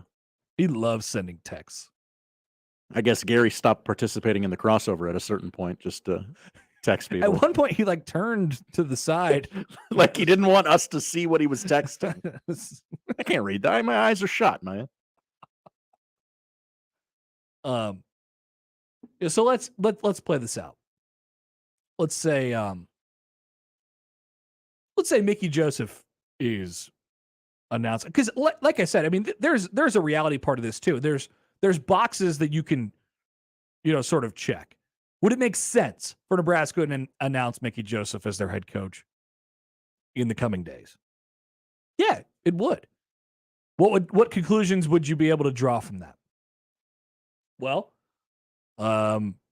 Nebraska performed a search, and either they got a lot of no's or they came back at the end of it and said, actually, we sort of like what we have here. And Mickey has presented his plan and what he is going to do next, and maybe what he is going to do even before the end of this season to put in place, but mostly from the recruiting standpoint and from a player personnel standpoint or from a coach's standpoint. If Mickey Joseph is announced the head coach, what happens to Mark Whipple? I would this just me talking. I don't know anything. I haven't talked to anybody. No, we're all out here today. You would say, thanks, Mark. We got the next 3 or 4 games. Yeah, because we got it. You would want to inspire as much confidence as you possibly can, or as much hope, I guess, as you possibly could. And it's very, very clear right now that, Mickey's vision, as he explained to us and spelled out for us on Monday, does not match what the product on offense that Mark Whipple is putting out there right now. It's not. And it's not just because it's not good. It's because it doesn't look like the way that he would want to build it. There's obviously a ton more detail to what Mickey was talking about the other day, but he talked about what a Big Ten offense needs to look like. You got to run the ball. You got to move people off the point. And maybe the analysis from Mark Whipple is just, well, I agree with that in theory, but I don't think we have the tools or the weapons to do that at this moment. It could be that, or it could be another thing, which is something what Pat Narduzzi told us, which was he's just stubborn. And this is what he likes to do, and this is what he does. And maybe is a little bit more of that. So what happens the rest of this season if you go down that road? You kind of got a house of cards right now, and it appears to be wobbling. And the best way to solidify the foundation is to let everybody know, without a doubt, Mickey is the guy. How do you do that? You name him head coach, and you get rid of Whipple.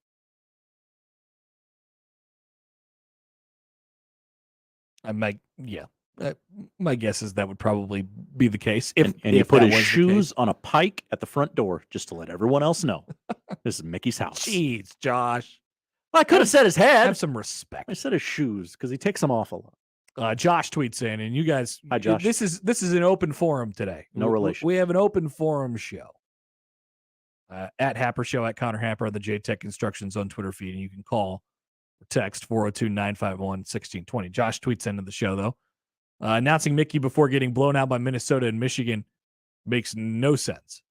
Have the staff ready to be announced with Mickey at the end of the year. That's how the vision gets sold. Would you agree with that? I would actually not agree with that. Because in about 15 days, I'm going to want Mickey Joseph to be the head coach a lot less than I do today. Well, through no fault of Mickey's own. That's the thing. That's the problem. Because either way you cut it, Nebraska's probably not in for a real fun last 4 games here. Right? Maybe they certainly the next 2. Like, let's talk about the last 2 later.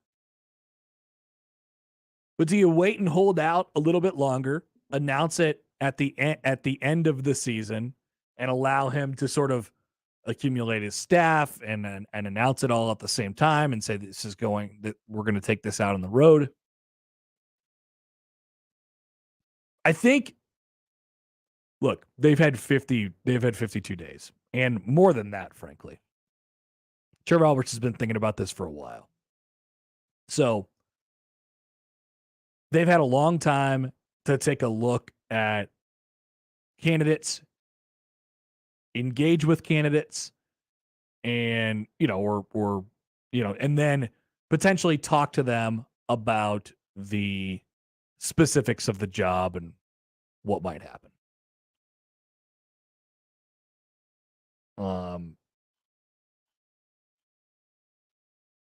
Now we're getting closer and closer to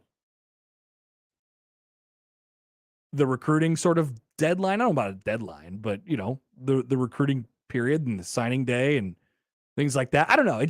It feels like things are sort of speeding up a little bit. By the way, from Chris Dunker of the Lincoln Journal-Star. Yeah, just read that. The Nebraska Board of Regents is not meeting today. The board can't meet in an impromptu session. State law requires the board to give advance notice if they are planning to meet. Regents are also not responsible for hiring coaches. Carry on. I will not be carrying on. Thank you very much. Wouldn't it be a courtesy to inform the Board of Regents which way you are going? Yeah, I mean nothing officially happens until you have a. And that's not an email that you send out. I guess I don't think so. I mean, are there different ways of quote unquote impromptu meetings or off the books meetings? I mean, either way, you're gonna have to have a real meeting. Oh my gosh, the 7 of you are here too? Oh my God. Well, let's have some lunch. I mean, let's get some things done. Aren't you gonna have to have a real meeting in order to push this if that was the case? I mean, we do have to sort of track this back. Like, what got us to this point today? Thank you. I would love to know that. I don't know the answer. I just got here and everybody said a lot of cryptic tweets out there. And I'm like, what are you talking about? What got us to this point today? I think there was this growing feeling last week that signs were pointed toward Mickey Joseph. And then there has been there's really been nothing but silence the entire time. There's been silence throughout this entire week. And like I said, they've had almost 2 months now to actually go out and publicly search for a coach. Is that enough to, and especially if that coach was not currently coaching, is that enough time to vet and look at and potentially get a yes from somebody? And how many times did you go back and do that? So what did the last couple months look like? Did Nebraska go out at, Trev Alberts or the search firm or somebody on his behalf? Ask some people, hey, what do you think here? What's the potential of you taking the job? Did he get no's coming back? Did, how's the job look from the outside looking in? We've given our reasons why we think the job is good over the last several months. Maybe it's not viewed that way. I'm just playing out the scenario in my head. Maybe they haven't got what they've wanted out of the coaching search, and that's why we have sort of felt the push toward Mickey Joseph over the last couple weeks. Not to say that Mickey is like definitively a second, third, fourth option or whatever it is, but you owe it. Nebraska owes it to everybody, the university and fans and whatever, to go out and have a real search. And if it didn't warrant, or if it didn't get the results maybe that you were anticipating, then you do have a coach in-house who's already coaching the team who seems like he'd do a pretty good job. Lacks some of the experience that you would want in a head coach, lacks some of the resume pieces that you want, but definitely understands Nebraska, has a really good, feeling for what's already in his program. The learning curve would be cut in half, right? He's been here for almost an entire year now, some of it watching, then learning, and now actually in control.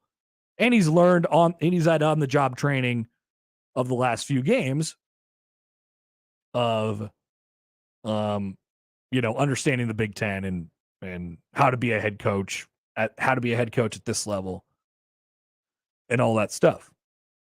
I think that's pretty much it. And it sort of came to I guess some sort of like a boiling point today. we're still keeping an eye on this, but like off the Twitter here, I think it's just because of random tweets. I can't tell if somebody has heard anything from someone credible behind the scenes. When that starts, and it starts from a whole bunch of different places, it's not just random and it's all happening at once. It's not just random. Yeah, somebody didn't wake up on a Thursday morning and go, It's like, I'm just going to start this. I'm going to stir the pot. No. Been quiet for too long. No. I don't believe that's the case. All right. So we'll play out a whole bunch of different scenarios throughout the remainder of the show today. We'll still talk to Michael Bruntz and then Ryan Burns of Gopher Illustrated to talk about the Gophers. The Gophers at 1 o'clock. But coming up next is the odd news. You guys can continue to text in the show, call into the show, and tweet at us as well. We'll get to some of those on the other side as well. Next on 1620 The Zone. Previously on Unsportsmanlike Conduct. It's one thing to be able to hang with a team like Purdue. And I'm not saying Purdue can't be physical, but Purdue is a different style of Big Ten West team than Illinois, Minnesota, than Iowa, than Wisconsin. And Nebraska lost with Purdue being the more physical team. So what's going to happen when you play a team who that's their DNA? Unsportsmanlike Conduct with John Bishop and Josh Peterson. Weekdays 2 to 6 on 1620 The Zone. Your Omaha area forecast from a Godfather's Pizza Weather Center and KETV News Watch 7 on 1620 The Zone. Warm and windy again on Thursday. Expect mostly cloudy skies throughout the day with south winds gusting around 35 miles per hour. There is a chance for a few spotty evening showers as a cold front moves through. Highs around 76. I'm meteorologist Sean Everson from KETV News Watch 7. More with Connor and Josh after this. We're going to have an extensive professional relationship, my man. On 1620 The Zone. Cool air temperatures mixed with warm soil temperatures means it's time to plant. Visit Lanahaas Garden Center for the Metro's largest selection of homegrown trees and plants. Rooted in quality, unmatched value. Lanahaas Nurseries, 192nd and Center. 42 Degrees is pleased to announce the opening of Store 9 at Baker Square. To celebrate, we have put everything on sale. Kratom at $14.99. CBD as low as $19.99. Delta products from $6.99. Need a new vaporizer, e-juice, candles, pipes, and more? Then come to the source and save up to 75%. That's right, save up to 75% with the friendliest, most knowledgeable, and professional staff. Savings up to 75%. Why shop anywhere else? 42 Degrees. Buy your mom's house. Matt Davison breaks down the Illinois game and previews the Minnesota game tonight at Holy Ghost Church on 52nd and Q. Doors open at 5, program starts at 7, and it's only $10 for adults and $5 for children. Sponsored by Parking Area Maintenance Inc. and Husker Hounds. Fall may mean football, but in Sarpy County, it also means fun. Enjoy the beautiful autumn colors by visiting Fontenelle Forest or Shrimp State Park. Wardrobe need an update? Nebraska Crossing and Shadow Lake Town Center have the latest styles just for you. Hungry? The Sarpy culinary scene will satisfy every craving, and their award-winning breweries can quench your thirst. Then, when you need a place to stay before or after the game, there are more than 2,300 affordable rooms. Click GoSarpy.com to plan your fall adventure. Time to tip off a new season. The Creighton Blue Jays take on St. Thomas in the season opener. Monday pregame coverage starts at 6 p.m. with Ravi Lula and Blue Jay shoot-around. Tip-off is at 7:30. The Blue Jays are on 1620 The Zone and 1019 The Keg. Prescription products require an online consultation with a healthcare provider who will determine if a prescription is appropriate. Restrictions apply. See website for full details and important safety information. Subscription required. Refund available for 60 days after purchase. Hey guys, did you know there's a generic form of Viagra that works just the same, but is 90% cheaper? And you can get it online? Just go to 4hims.com/radio. You'll get a free medical consultation, discreet shipping if prescribed, a 100% online process, and trusted generic alternatives to the biggest brands at 90% off. That's right, get generic for Viagra, the same active ingredient as brand name Viagra, but 90% cheaper. It's the same medication you get from your doctor, but with zero copay, no expensive appointments, and no awkward face-to-face conversations. Results are guaranteed or your money back. To start your free online visit, you need to go to this exclusive address, 4hims.com/radio. That's forhims.com/radio for your free online visit. forhims.com/radio. John and Josh here for the FanDuel Sportsbook. And listen, I know the NFL season's halfway done already, but it's still a great time to download America's #1 sportsbook, the FanDuel Sportsbook app, because right now new customers get a no-sweat first bet up to $1,000. And all you have to do is just sign up with our promo code 1620. Keep an eye on the line this week between the Bills and the Jets. Right now it's hovering around 10. I think the Jets got a shot in this one. John, that is the one that I was looking at as well. Who could have seen this coming at this point in the season? Sign up today with our promo code 1620 and take advantage of that no-sweat first bet, and then look at all of the other options that they have, whether it's pro football, college football, the NBA, and more. That is the FanDuel Sportsbook promo code 1620. 21 plus, present in Iowa. First online real money wager only. Refund is issued as non-withdrawable free bets that expire in 14 days. Restrictions do apply. See terms at sportsbook.fanduel.com. Gambling problem? Call 1-800-BETS-OFF. Extravaganza!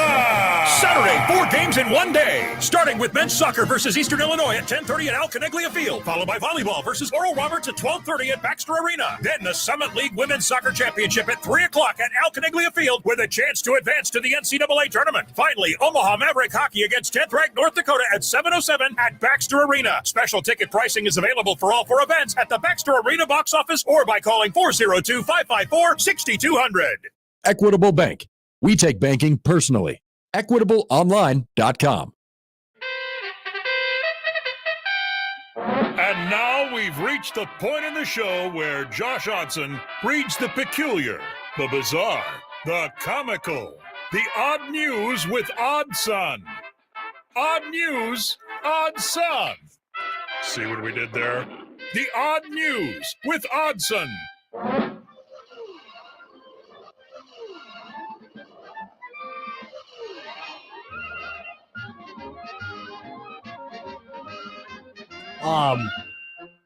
Did you participate in the game that Wawa was trying to play last night, which is every time the Phillies get a hit, take a bite of your Wawa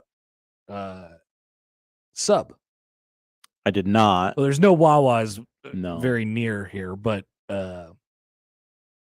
You'd be very hungry. You would be. You'd still be clamoring for a nosh. No hits. No hits. 0 hits. But Wawa is great. Yeah, I've heard. I've not had the pleasure. It's like a whole experience, man. You go in there, you can really get whatever kind of food you want. It's not just, it's not just a gas station. It's good food too. Okay. We have versions of that throughout the Midwest and the South. Sure. Is Wawa famous for pizza? No, I don't think so. Okay. No. Casey's is famous for pizza. Yes, they are. Indeed, they are. There's also, I like the trend of gas stations becoming a whole thing. I do too. I like that. They're more centrally located than most restaurants. There's nothing like walking into a huge brand new gas station. Mm-hmm. This is a great feeling. All right. Anyway, people can continue to tweet in at us. I want to get to some texts and tweets on the other side. Okay. By the way, as well. But Josh, we have to get out of your way. Clear the path. So you're telling me to hurry up? No, I'm not telling you to hurry up. Oh, I'm just okay. saying we got to clear the runway for you. ISO play. Yeah. We do begin in Philly with the World Series. Philadelphia restaurant owners allegedly turned down catering the Astros before last night's World Series game. 2 restaurants in Philly turned down the Astros' request for catering ahead of Game 3. So that would have been Tuesday's game, right? Yes. Okay. That is not last night.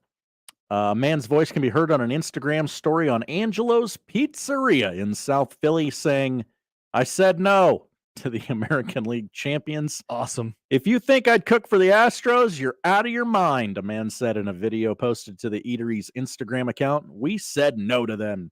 However, Danny DiGiampetro nailed it.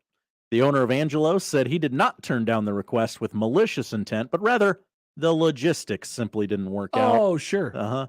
Out of respect. He said, I had a very nice conversation with the representative of the Astros. I told her there was no way I could deliver 10 pizzas at 10:30, 11 o'clock at night. But if it was hometown Phillies, he would have accommodated, he said. That sort of pokes a hole in the argument there. It does. I'm not apologizing because the Phillies are my team. And if they wanted food at 11 o'clock at night, there's a 100% guarantee I would have done it. That's my team. They're my people, he said to the Post. But there's no way I could have done the exact same thing for the other team. Even for money. But to go completely out of our way, I haven't slept. There's just no way we could do it. Astros fans have not taken this news well. They're threatening to bomb the guy's store. What? Feels a little excessive. God, you don't mess with Texas, Connor. I guess not. So if you're the Astros, aren't you a bit weary about going out into the public and, catering in some people? Like, I don't know what else you can do. In Philly, yes. During the World Series in Philadelphia? Well, didn't the Phillies have the in their home locker room, the clubhouse had like a big board with all the visiting teams, like Philly cheesesteak leaderboard, like which road teams ate the most and from where. That's cool. Mike's Barbecue also turned down the Astros. They said, we don't refuse serving anyone. We fed the Braves twice. We served the Mets. The list goes on, although we only named 2 divisional opponents. The list goes on. The list goes on and on. I could be here all day, but we did 2 times cater for divisional opponents. I mean, still, wouldn't it be cool to bring the other team a pizza? I don't know. Yes, it's a lot of money. Do it. Yeah. Probably get a pretty good tip. Yeah. All right. Next we go to Sacramento as a mysterious purple light was seen in the California sky. Uh-oh. It sparked speculation. They have a new head coach too? That's what Nebraska should do. Instead of the white smoke for the Pope, just a red beam of light right into the air. Purple sky. And other phenomenon on social media. But it turned out it was just part of a victory celebration for the Sacramento Kings. Social media users in Sacramento reported a purple light in the sky on Halloween night, and some speculated the cause could be from something out of this world. But the answer turned out to be something quite terrestrial. A representative for the Kings said the purple light is the team's new victory beam, celebrating the team's victory over the Charlotte Hornets. The game was played in Charlotte, but the team celebrated the win anyway by projecting the vertical beam of light into the sky. The Kings are 2-5, so you could see why people would be surprised by like, oh, what's that thing? I've never seen that thing before. Well, you got to celebrate anytime you get a dub. Yeah. They don't come easy in that league, especially for the Kings. Purple light. And finally, we go to Dallas, the Cowboys. Ezekiel Elliott has ruined Dallas's Thanksgiving Day surprise. He tweeted out the team's throwback helmet. Oh, he did. He did. Did he delete it? Let's see. Where was this? It might have been on Instagram. You know, the kids use the IG a lot lately. It seems Ezekiel Elliott has spoiled the Cowboys' Thanksgiving Day uniform surprise because the running back revealed the team's sweet new throwback helmets on his social media page and then quickly deleted the post. So yes, there's your answer, Connor. TMZ has the picture though. It's pretty cool because it's that weird helmet that Ezekiel Elliott wears. Oh yeah, the race car driver helmet. But it's also the throwback, the white helmet with the old school blue star. Yeah. On it. Dallas is scheduled to wear the white helmets and special uniforms later this month, but the team had yet to officially show them off to the public, and it seemed they were waiting for closer to game day to unveil them. The Cowboys confirmed Elliott did, in fact, blow the surprise, saying in a tweet, "Come on, bruh," at Ezekiel Elliott. I love when news accidentally breaks. I love when that happens. He did not unveil the uniform, so there is still a piece of the puzzle that we haven't seen yet, but I think we all know the Cowboys throwback uniform. You get the white shoulder pads, the blue. Has news involving you ever broken and it wasn't supposed to break before? Oh, great question. No. Like didn't and nobody let it slip that, somebody was pregnant or anything like that, or somebody was taking a new job maybe? No. Okay. No, I run a tight ship. That's good. You? Yeah, actually. Oh, okay. So everyone knew you were coming here. Well, everybody knew, I think, but you weren't supposed to say, or I wasn't supposed to say. Everybody sort of knew, and people were speculating. Typical media sitting on the big stories, and never telling us little folk what's happening. On I believe it was my last show in Lincoln, one of my former coworkers who I had talked to about it called in and said congrats on the move to 1620 the zone, or you'll have success, whatever, at 1620 the zone. I was like, thank you, appreciate that. Thank you. I'm supposed to say that, but that's okay. There's really no reason why. It's just to hold the suspense. That was all. Got to get your clicks, huh, Connor? I don't. What would I be getting clicks for? I don't know. What would I be getting clicks for? It's a thing. This is nonsensical. But I was really excited about all the rampant rumors about me. That was a really cool moment. Did you like that or did you hate that? I loved it. Okay. I wonder why. I wonder. Now I know how like Trev Alberts feels when people like are tweeting about how his brain works and who he's talking to on a daily basis. Like I would just sit there and laugh at that stuff. If there's ever like a Reddit thread or something like that. Like I love when that happens. Oh, I have. You've seen a Reddit thread about yourself? Not about myself, but about the shows that I've worked on. And I always dip in like, okay, maybe somebody said, well, the producer's really cool or something like that. And nothing. Dang. I will try and make that happen. Thank All you. you got to do is move jobs. Please don't leave. Oh, no. You have to pry this away from my cold, dead hands, Connor. Thank you, Josh. That Thank is you. the odd news. Back to the rumors. We'll get to some tweets, some texts. Finally. Coming up, Michael Bruntz will join us at the bottom of the hour. Remember, when Michael Bruntz joins the show, this is just coincidence, right? Michael Bruntz joins the show. There's always something that happens, right? The Queen died. Somebody got traded somewhere.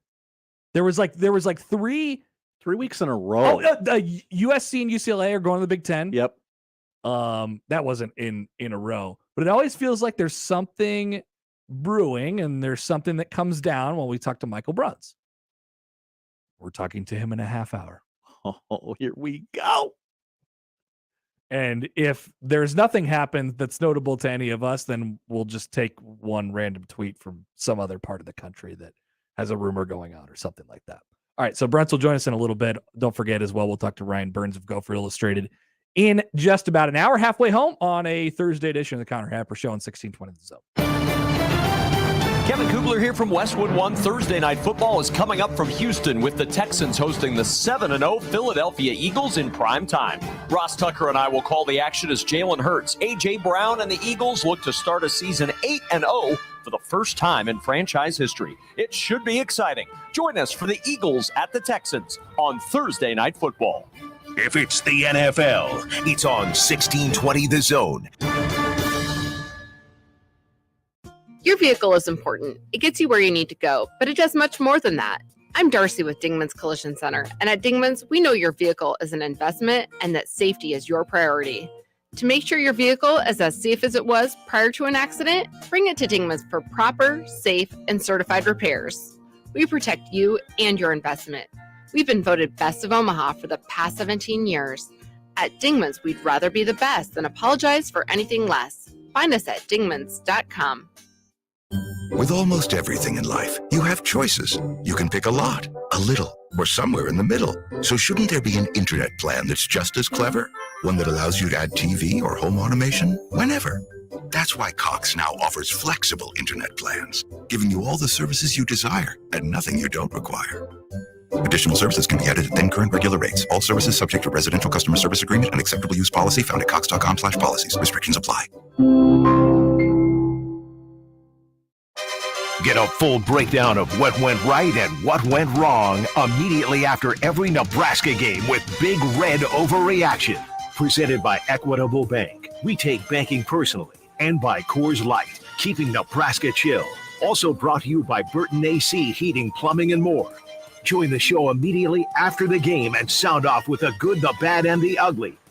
Big Red Overreaction on 1019 The Keg and 1620 The Zone. Jamie's log. Progressive. The Harrington's backyard. Day 27, 3:33 a.m.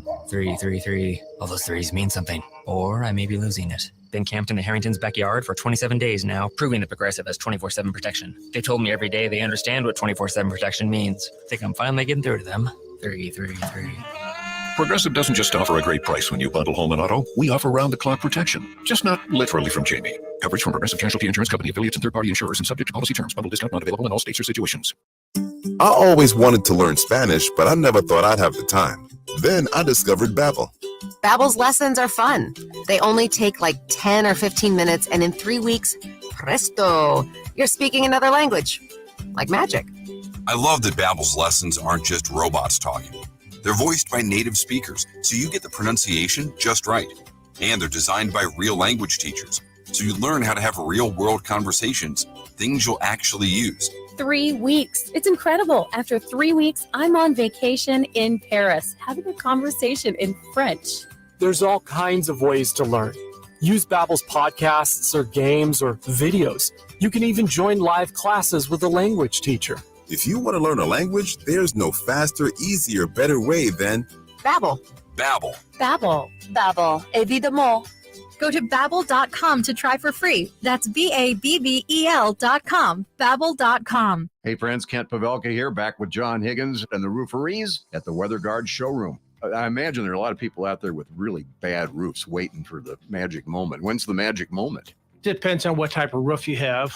It depends on how old your roof is. I have a customer right now talking about waiting for that hailstorm. Now it's leaking. There's a time where you can't wait for that hailstorm forever. When it comes time to replace your roof, your gutters, and siding, there's only one call to make. The Rooferees at John Higgins Weather Guard. Welcome to the After Hours Lounge on 1620 The Zone. He looked like he was running in slow motion during that open field run. He's a strider. So would that equate to him being a slightly more athletic Ben Roethlisberger? What's happening with him running the ball? Because they're taking the DBs and secondary downfield. Catch After Hours 6 to 8 Monday through Friday, or as the sports schedule allows. Brought to you by Iowa Western Community College and Payne West on 1620 The Zone. Shop Woodhouse Place Hyundai and Nissan, 144th and Giles. KOZN, Bellevue, Omaha, Council Bluffs.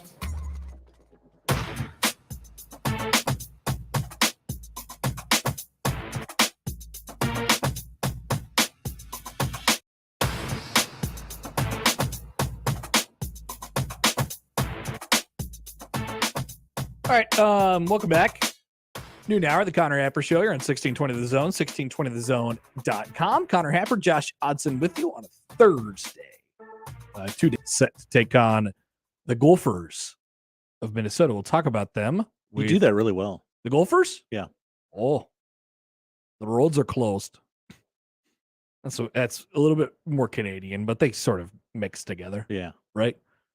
All right, so a couple tweets here from the last hour. Like I said, you guys can always get in touch with the show on Twitter, on the JTech Construction Zone Twitter feed at Happer Show, and then, of course, call in, text in, 402-951-1620. Let's do the Cubby Husker here. Why can't we announce Mickey? Well, hold on. I didn't say that. 3-year contract with clauses in it for performance. It gives them a chance to put his staff together with full recruiting class /portal/transfer under his belt. Or if it doesn't work in a year and you start over again. Well, okay, now hold on. We're talking about the coaching search here. If Nebraska is hiring a coach, they are committing to that coach.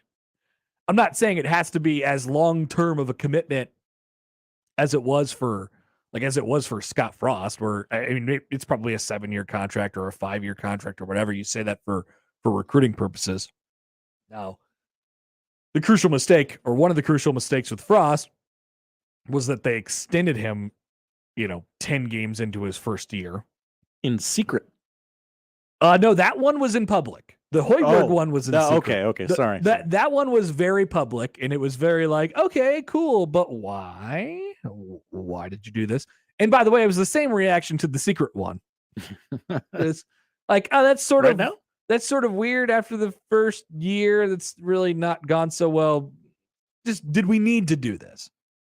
So that was, I mean, but Nebraska is going to, whoever they choose as their next head coach, they will be committing to that head coach. There is no like interim without being interim. Like if you're hiring Mickey Joseph, you're giving him the runway and you're allowing him to do whatever he thinks with the program, whatever he thinks he needs to do. And it's not going to be a situation where in a year you're like, actually, never mind, we found a better guy and we're going to go with this. No. You're committing to the guy, whoever it might be. Now there is the optics standpoint and there is the fan sort of reaction standpoint to this, which, you know, I've long maintained that whoever Nebraska's head coach is going to come in and they're going to get a relatively long runway. Now you got to show some results, and you got to show some results early. If the last couple of years have taught us anything, and this is one thing that we've definitely noticed this year. Take Brett Bielema as an example. You can hire a coach and it can pop pretty quick. It doesn't have to pop pretty quick, but you can get results and you can expect results right away within the first, 12 games, 18 games, and whatever it takes. Not that you have to be a top 25 team, but I think that is sort of one thing we learned. I hope the expectations haven't fallen to the point where it's like, yeah, we'll just give this guy, and this is what we did with Frost, by the way. Just give this guy as much time as he wants and the latitude and however much time he wants to let it happen. At some point, you're not the guy. And if that happens to Nebraska again, they'll make that decision when the time is necessary. But you're committing to whoever the next head coach is. That's for sure. Let's see. We get to a tweet here from Joel. Anyway, I hope it's just Trev playing all of us while he waits until things can be officially announced. If I were him, I'd put on a fake mustache and go eat lunch in Waco. That would be awesome. That would be awesome. Are we just talking about today and like the buzz of today, or are we talking about Trev texting on the phone last night at the volleyball game? Because that was objectively funny. I would love to see him Bobby Valentine this thing and just show up at a sidewalk cafe in Waco with a mustache. Yeah. And by the way, I mean, if we're talking about today, I mean, Mickey Joseph talked today as the interim head coach in Nebraska, talked about the football game. I don't think there was anything odd about that. Yeah, nothing's come out that was like, here was an odd interaction or right. We're just following along with the day. I don't know. Now something it does, by the way, doesn't mean something won't be afoot at some point in the, I don't know, next days, months, weeks, whatever it is. Some of this is getting, maybe the buzz of today is Nebraska or Trev Alberts and the powers that be have sort of like decided on something. And then the next couple of days becomes about, I'm just saying maybe, I'm not saying this. I'm not like reporting that it's not a breaking news guy. Not a breaking news guy. Not saying that something is decided, but a lot of times when that starts to happen and all of a sudden you start to feel something, right? Something has been decided, and then the next couple of days becomes about getting your ducks in a row and okay, how are you gonna sort of announce this, and how are you gonna position it, and what are sort of the next steps, and what can you say to sort of inspire the people at your introductory press conference or your inauguration, if this is a presidency or something like that. What are you smiling at? Just the I'm a Husker fan accounts are breaking news. What's going on with them?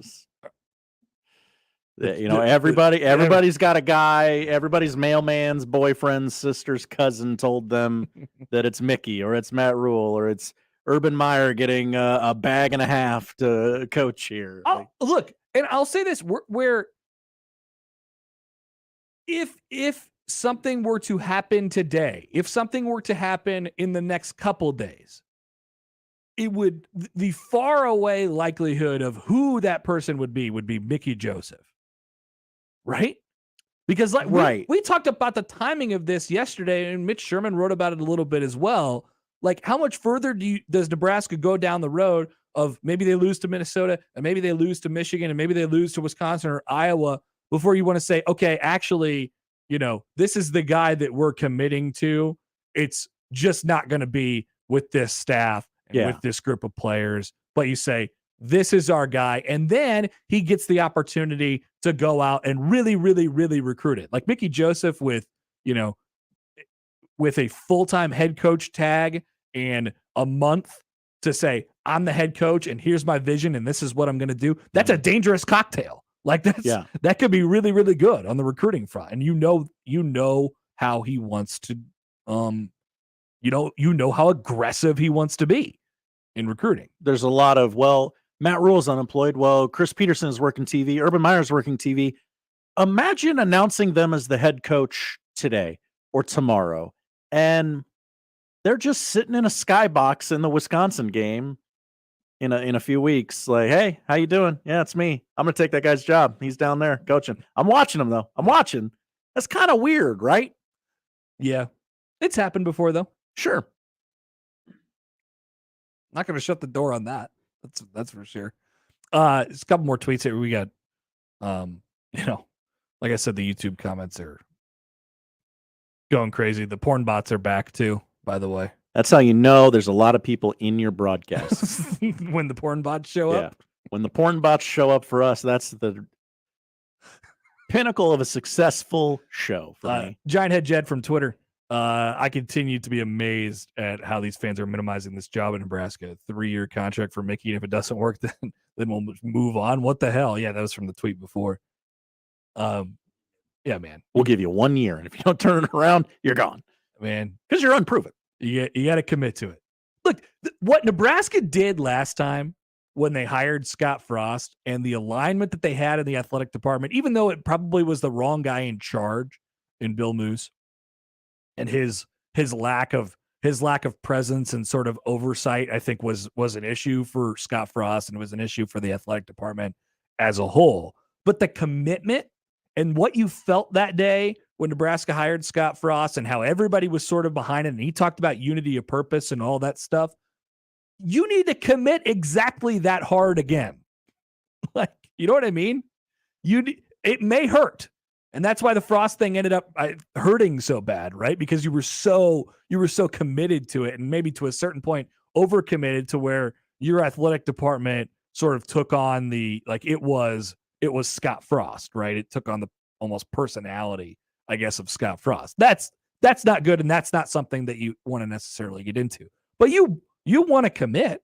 The new coach is going to be walking into a beautiful brand new facility, which you saw the real life, renderings for today, which is, they're just about done building that thing, and they're going to start throwing, weight benches in there sooner rather than later, and all that stuff. It's going to start looking like a real building soon. It's going to be done in less than a year. Did you see the crane, people? Did you see it? The crane's gone. Big old crane. Yeah. It's gone. They don't need a crane anymore because that structure is built. So the coach is going to walk into that thing, and, there's going to be some input from that person, but there's going to be a commitment to this thing.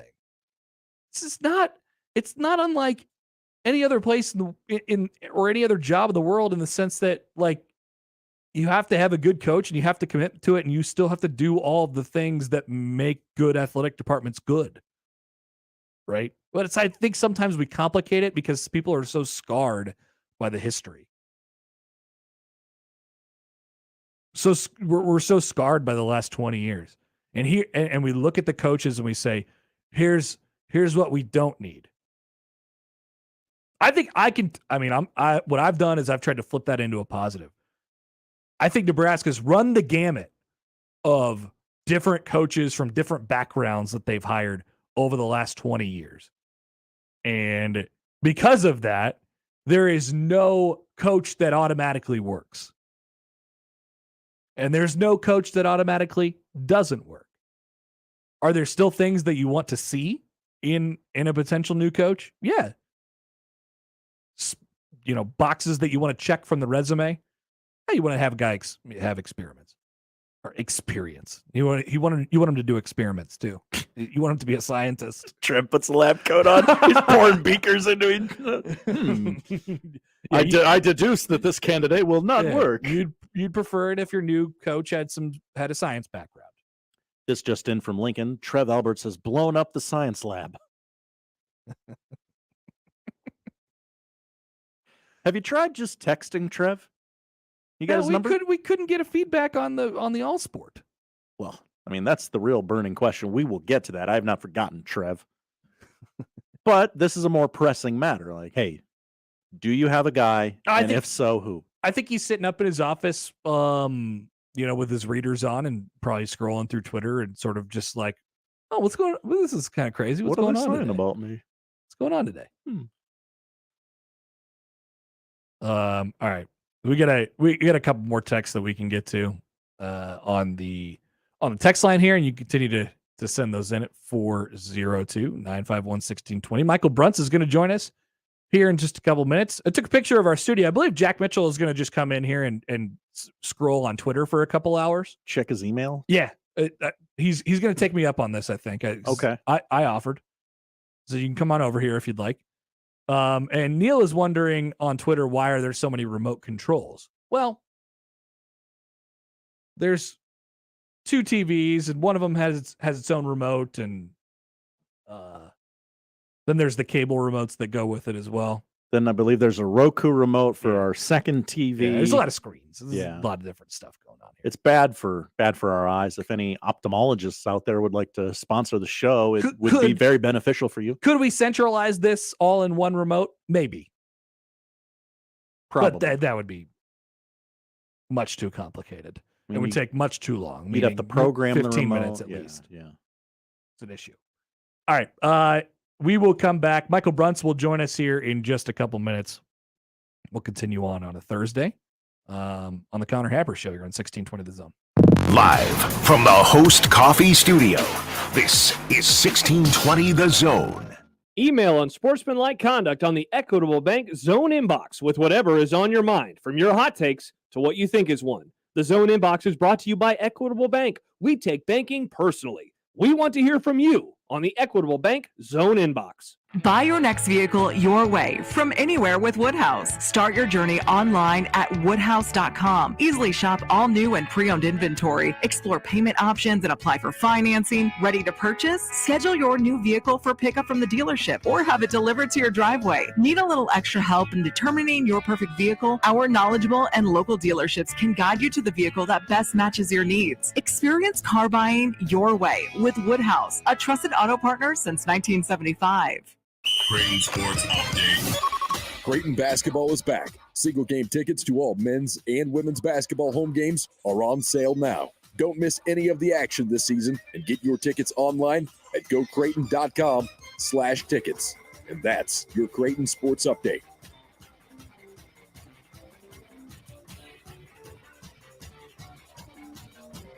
$16.20 The Zone proudly supports Creighton Athletics.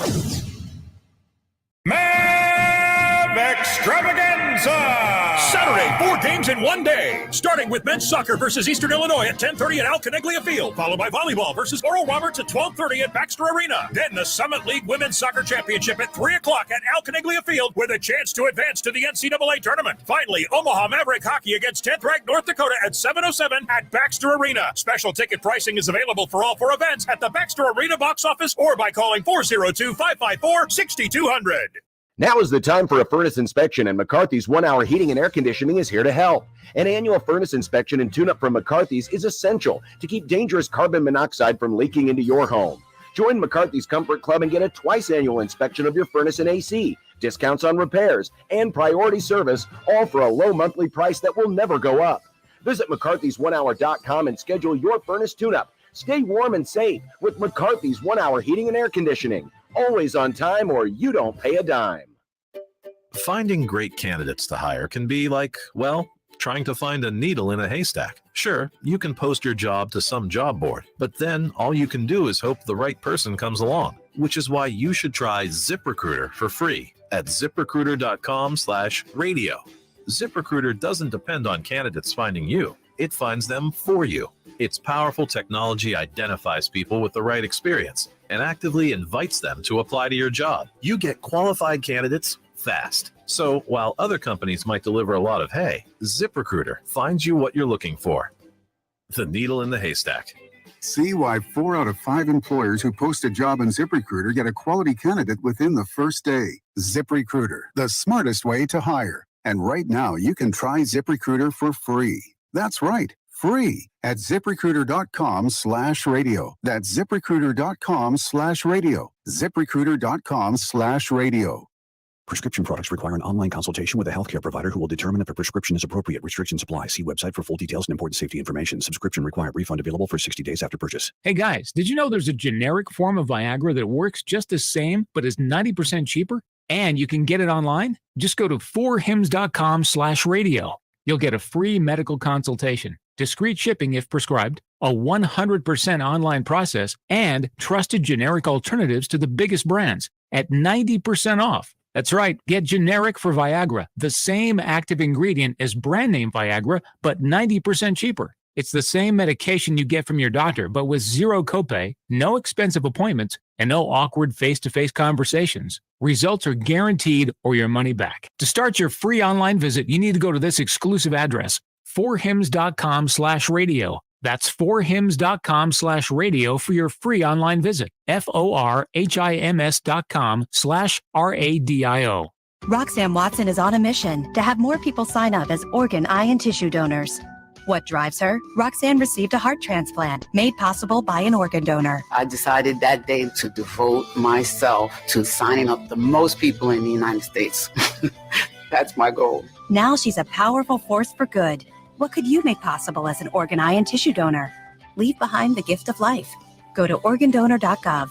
U.S. Department of Health and Human Services, Health Resources and Services Administration. Morning, Mama. How you feeling? Great, and I'm ready for you today. I'm checking in on you. Morning meditation? Check. Dressed and ready to work out? Check. Check your blood pressure yet? And check. Boom! Great job, Mom. And about those gold earrings? No, ma'am. Now more than ever, it's important that we protect our hearts and the hearts of those we love. Monitor your blood pressure daily and help each other stay motivated. Rally your squad to take the online pledge at releasethepressure.org. Brought to you by the Release the Pressure Coalition and the Ad Council. Welcome to the After Hours Lounge on 1620 The Zone. He looked like he was running in slow motion during that open field run. He's a strider. So would that equate to him being a slightly more athletic Ben Roethlisberger? What's happening with him running the ball? Because they're taking the DBs and secondary downfield. Catch After Hours 6 to 8 Monday through Friday, or as the sports schedule allows. Brought to you by Iowa Western Community College and Payne West on 1620 The Zone.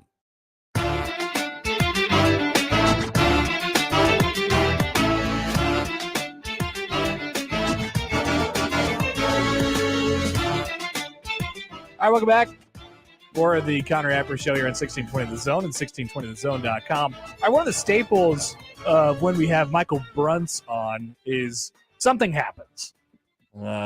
Nothing's happening right now as Michael joins us. Hello, Michael. Hello. How are you? Not bad. Or is there going to be a monarch dying in the next 15 minutes? I certainly hope not. Prayers for the Monarchs, though. I don't know. I don't think we're gonna have anything here in the next 15 minutes. But I didn't think that USC and UCLA were going to join the Big Ten either. That's well, and who knows? UCLA might be back out. They're hokey pokey in this thing. Maybe if that came full circle and UCLA decided that they were out on the Big Ten during one of these interviews as well, that would be pretty awesome, actually. Just close the book on that one. Let's talk about the timing piece of the Nebraska coaching search. How close are we, I guess, to not to an announcement or anything like that, but to, I mean, Mickey Joseph, if you're gonna go that way, like if you've done the search and you've decided that it's Mickey Joseph, does it need to happen sooner rather than later because of what may happen to Nebraska in the last 3-4 games of the year? Well, I mean, I thought about it a lot, and I think what you would, if Mickey's your guy, like, and I think the reason that he would be your guy would be separate from what Nebraska has shown on the field in the last month and a half. Like, I think it would be a lot of the kind of behind the scenes stuff, the organizational type stuff. That would be, why I think you'd be making that hire. And I think it would be, would work in Nebraska's benefit in that hypothetical situation to, go ahead and do it as soon as possible. Because I think let's say you do, lose 4 straight going into the clubhouse. I think, you would have a pretty sizable, cut in excitement around that hire. I mean, I think that's just human nature. And I don't know that it's necessarily been kind of, hanging on every game and the result is going to determine whether or not he's the guy. I mean, I think it's more big picture than that. But I think it would make it easier to just kind of move forward with the future of, throwing your support behind a guy and then, maybe the rest of the season doesn't really matter then. But Nebraska's not going to be favored in any of their last 4 games. It has the potential to get a little bit ugly with Casey Thompson's health being in doubt. So I would think that, if he's truly your guy and you're not, kicking the tires on anybody else, I think it would be better to make that decision sooner than later. Well, there's also the recruiting piece of this too. Like, I mean, Mickey, one of the things, the major thing I think that he would bring to the table is, his ability to really aggressively go out and sell the program over the next month before the first signing day. Yeah. Well, and that's a huge piece of it. Another part is I mean, if it is him, I mean, you're not going to run it back with the same staff. I mean, I don't think that's a big secret. And I could see a scenario where if it is him, you're probably able to offer a bigger salary pool for your assistant coaches than you would be for other candidates. And that allows you to start putting feelers out and saying, this is what we can pay, kind of get ready to kind of get that staff in place. So I think there would be, in some ways, it's a lot like Trev firing Scott Frost early. It just gives you a little bit more time to kind of start getting everything together and everything lined up the way you need to, because it is going to be just a mad dash once that portal deadline is lifted and guys can start jumping in. And that's why it's so key, regardless of who the hire is, that you need somebody in place quickly. With Mickey, one of the things at first was that we wondered was, okay, is he's taking the interim job, but does he actually want the full-time job, and how badly does he want the full-time job? I think that's sort of become one of the things that's sort of become actually pretty clear over the last couple of weeks. And it almost has like a sort of campaigny vibe to it. There was like the back half of the answer, as much as we, talked about the Malachi Coleman thing, and him talking about how he wasn't going to commit here 6 months ago. And you do the math, basically. Like he definitely has ideas on how he's going to run this program. And it seems like now it's pretty clear that he definitely wants the job. So that part of it sort of has been eliminated for me. Like, I guess, how have you read into that over the last couple of weeks here? Oh yeah.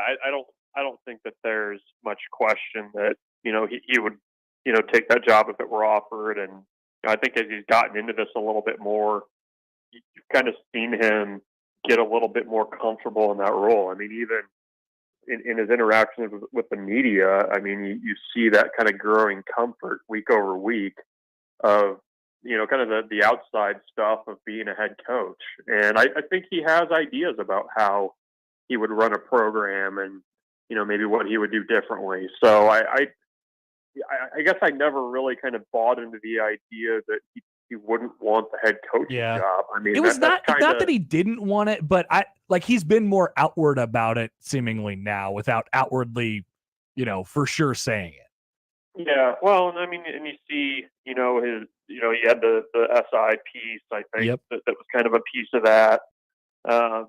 He's more willing to do national interviews, which I think is kind of, part of the head coaching thing that you need to sell the program, and especially when it hasn't been to a bowl game since 2016, and he's doing that stuff. So, yeah, I mean, I think aside, it's bad because, I mean, aside from the results on the field, I think, he's actually grown into that role, kind of how you have to, if you wanted to be the guy.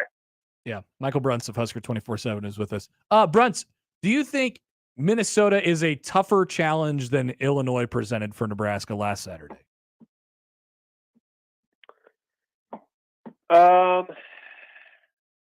See, that's tough. I'll say yes. And I know they're a little banged up, but there's just something about the way that Minnesota operates, especially on offense, that has always just kind of given Nebraska's defense issues. The way that they, have the RPOs and the way that they hit those quick slants has just always, seemed to flummox Nebraska. I don't know why, but it just feels like a bad matchup. And even when I would have said that Nebraska was the better team on paper. So, that they've got a sixth-year quarterback. I feel like they've got a little bit more ability to do stuff in the passing game, which is a little bit scary considering Illinois was, 20 for 22 last week through the air. I think Mo Ibrahim's a little bit of a better running back, scarier running back than Chase Brown. So, yeah, this matchup concerns me a little bit more. And I don't know. I mean, I think PJ Fleck is a good coach. I think he handles things in game pretty well. And so, yeah, I mean, it's going to be a tough matchup. And, Nebraska's got to be really careful, especially on defense, not let them get going on the ground. I first of all, about the quarterback, Bruns, do you think it's going to be mostly Chubba Purdy on Saturday? Because I sort of do. It feels that way. Yeah. Especially based on what Mark Whipple said yesterday. I mean, I would struggle to see it being even anywhere close to even. I mean, I'm sure they'll probably use Logan Smothers in certain situations. But it seemed to me that barring something really weird happening, it was going to be Chubba Purdy. I guess, what is his, considering he's got a full week of practice, I suppose that we know of now, and he's, taking reps with the ones all week, I guess, with a little bit more from Logan Smothers as well. It seems like a better situation that he's walking into. How does that all add up for Nebraska's offense that needs him to be much, much better this week than he was last week? Yeah, I don't know. I mean, the thing that concerns me, and maybe this was just the fact that he was hurt and didn't practice hardly at all last week, but he just looked so skittish in the pocket, and wasn't getting through reads, and it felt, I can't remember who said this, but maybe Whipple said this yesterday, but it did feel like there was kind of this collective letdown by the team the second Casey Thompson got helped off the field, and that probably didn't benefit Chubba Purdy much, but they need to find some things that work a little bit better for him, and having a week to kind of game plan around that, I think will maybe help him a little bit. But, I think Mickey was right this week. I mean, he just looked nervous in the pocket, and I'm sure that's, part of that's coming in cold in the middle of the game, not having practice. But even in the spring game, a lot of it was, kind of doing stuff on the fly and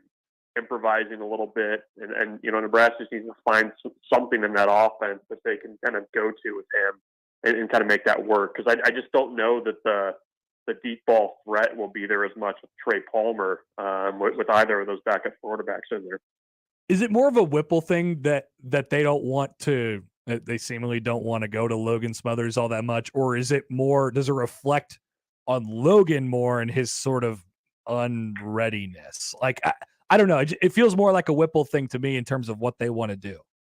Well, it's a compatibility thing, right?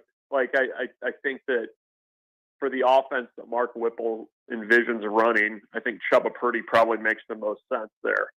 I think if you game plan something up for Logan Smothers, I think he could, me too, keep you in the game and give you a chance to win it at the end. I mean, I thought Nebraska actually had a pretty good plan last year for Iowa for him.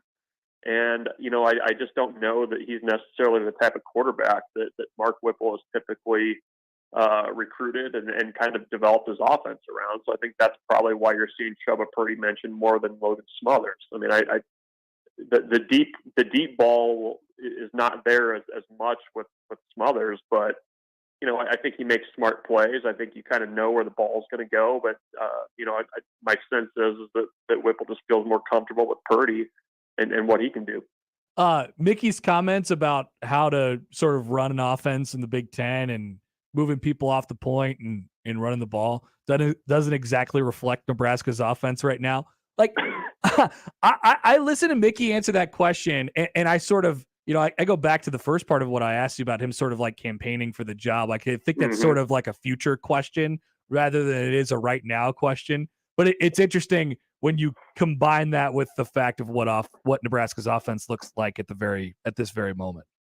Yeah, well, and that's just it's a tough spot. I mean, like if you're an interim head coach and you're looking at, waving my hands, all of this as a 9-game job interview, I can imagine it's got to be tough, basically having an offensive coordinator that really doesn't share your vision of what things ultimately look like there. And I'm sure there's a little bit of push and pull with what they want to do and what's actually being done on the field. But yeah, I mean, it's kind of turned into this fascinating dynamic the last few weeks where you have Mickey saying stuff on Tuesday and then Whipple kind of comes in on Wednesday and it's a little bit of a different message. So maybe that's something they got to get figured out. But yeah, I mean, what Mickey talked about on Tuesday is not what we've been seeing on the field from Nebraska much at all this year. There's not a physicality tab on the scoreboard, Bruntz. People forget that. Yeah, I know. It's not up there. Time of possession's up there, though. That usually counts for something as far as I'm concerned. Usually, but it's not the score, man. The score, that's what matters. You don't win games on time of possession, but you can certainly lose them that way. You're also more likely to win games when Trey Palmer has more than one catch for 1 yard. People have told me that to be the case, yeah. All right, Bruntz, I think we made it through. Nothing crazy breaking news. So everybody has seemingly survived the last 15 minutes, which is great. Good deal. We glad to say we made it through. All right, Bruntz. All right. Talk to you later. Yep, we'll see you. Michael Bruntz, Husker 24/7. Still no physicality tab on the scoreboard. I think Whipple should petition for it. And like they actually put it in the corner of the scoreboard on Saturday. That would be really funny. And it would be even more funny in the sense that Nebraska would lose it by quite a bit. I'd like to see students in the student section bring a sign, like one physicality, like a K's at a baseball game. That'd be pretty good. All right. We'll come back. Josh will have his top 5 next. What's happening today? It's one of those days. Top 5 rumors? I tried. I genuinely tried during that Bruntz interview to scrape together 5 good rumors, but it's one of those shows we're going to do top 5 stories we didn't get to today. Well, we're not done. We have plenty of time to get to things. I think we're done here, Connor. We're not. You don't think we're going to talk about Gonzaga going to the Big 12 maybe on the show today? That's a huge one. Maybe we'll talk about it next. All right. So stay tuned for that right here on with our live studio audience, Jack Mitchell. You're on 1620 The Zone. But first, start NFL Week 9 off right with a no-sweat same-game parlay from FanDuel, America's #1 sportsbook. If you're new to FanDuel, well, there's an opportunity for you. If you already have an account, this deal is for you as well. You'll get free bets back if your Thursday night same-game parlay doesn't hit. Thursday night, that's tonight. It's Eagles and Texans. I've been saying all week. Just look at all these Eagles guys. Look at Jalen Hurts and look at Miles Sanders and Devontae Smith and A.J. Brown, and they're all hitting their overs because the Eagles are going to win, and they're going to win by a lot tonight. So you can parlay those together for a same-game parlay, or you could choose from one of the same-game parlays that are the in the popular section right there on the front page on FanDuel's top-rated sports app. However you want to play, you can bet the NFL on Thursday night with a no-sweat same-game parlay. Just sign up with promo code Happer if you don't already have an account. If you already have FanDuel, you are good to go. Make every moment more with FanDuel, official sports betting partner of the NFL. 21 and over, present in Iowa, 3+ legs, minimum $1 bet required. Refund issued as non-withdrawable free bets that expire 7 days after receipt. Max free bet $5. Restrictions apply. See terms at sportsbook.fanduel.com. Gambling problem? Call 1-800-BETS-OFF. Previously on Unsportsmanlike Conduct. It's one thing to be able to hang with a team like Purdue. And I'm not saying Purdue can't be physical, but Purdue is a different style of Big Ten West team than Illinois, Minnesota, than Iowa, than Wisconsin. And Nebraska lost with Purdue being the more physical team. So what's going to happen when you play a team who that's their DNA? Unsportsmanlike Conduct with John Bishop and Josh Peterson. Weekdays 2 to 6 on 1620 The Zone. Your Omaha area forecast from a Godfather's Pizza Weather Center and KETV News Watch 7 on 1620 The Zone. Warm and windy again on Thursday. Expect mostly cloudy skies throughout the day with south winds gusting around 35 miles per hour. There is a chance for a few spotty evening showers as a cold front moves through. Highs around 76. I'm meteorologist Sean Everson from KETV News Watch 7. Everyone deserves to be connected. That's why Cox has high-speed internet to fit any budget. Stream, chat, and connect at an incredible price. You're probably thinking, wait, what? But yeah, it's true. Learn more at cox.com/ACP. Non-transferable, one per household. Application and eligibility decisions are made by the FCC. Other restrictions apply. Matt Davison breaks down the Illinois game and previews the Minnesota game. Tonight at Holy Ghost Church on 52nd and Q. Doors open at 5, program starts at 7, and it's only $10 for adults and $5 for children. Sponsored by Beer City and Mama's Pizza.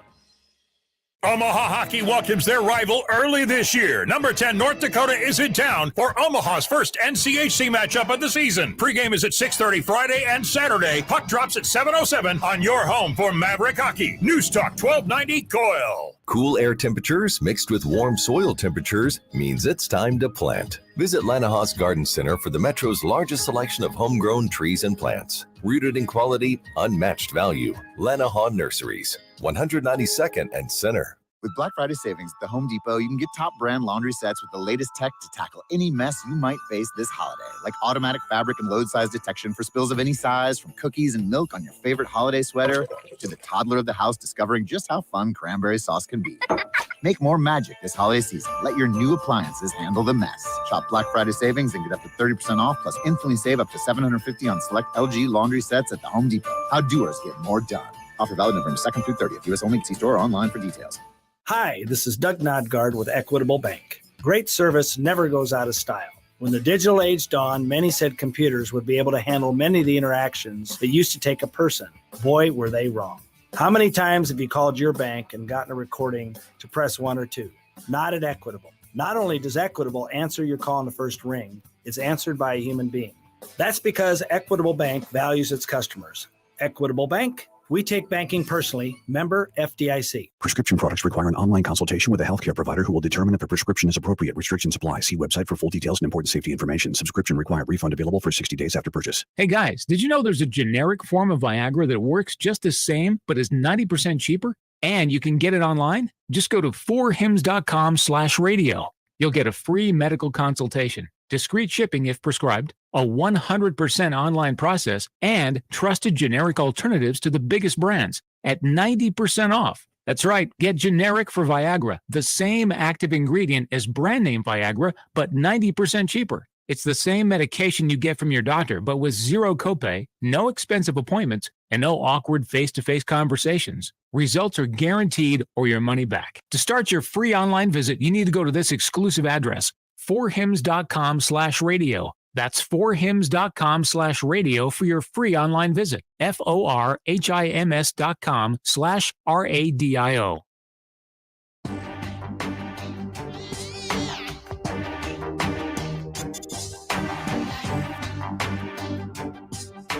All right, we're back. Connor Happer, Josh Hodson, and studio guest audience Jack Mitchell today, who's just drinking Diet Mountain Dew and reading Twitter. We're happy to host anytime. Josh has his top 5. That's right, I do, Connor. Top 5 things we didn't get to today, things we're not going to get to today.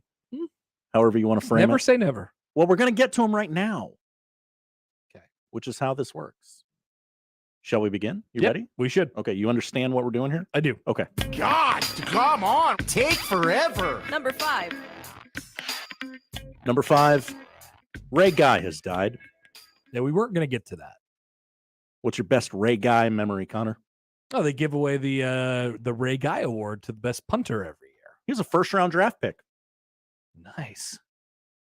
6-time Pro Bowler, whatever they called it back then. I will say my knowledge on Ray Guy is probably not where it needs to be in order for me to like eulogize him today. Okay. He's in 6 Halls of Fame. That seems good. 3-time Super Bowl champ. That's the number of punts he also had blocked in his career. Like when you have an award named after you, I mean, that's pretty good. Yeah, right? That's a good start. Is there a Connor Happer Award? There is not. What would you like the Connor Happer Award to be? Connor Happer Award to the best. For journalism? Yes. Yes. That's what it should be. Okay. Since I claim all the time to be journalist. The Connor Happer Award for excellence in journalism. Yeah. I think that's actually pretty good. We'll get the Nebraska Broadcasters Association right on that. Mm-hmm. I would imagine next year's ceremonies, you'll be the one. You have to win the first one, right? Like they have to give you the first one, right? Well, we're creating this award out of thin air. So yeah, I think so. All awards are created out of thin air, Connor. Good point. Number 4. Number 4, and it's really just so I can say this. The Dolphins extended Chubb.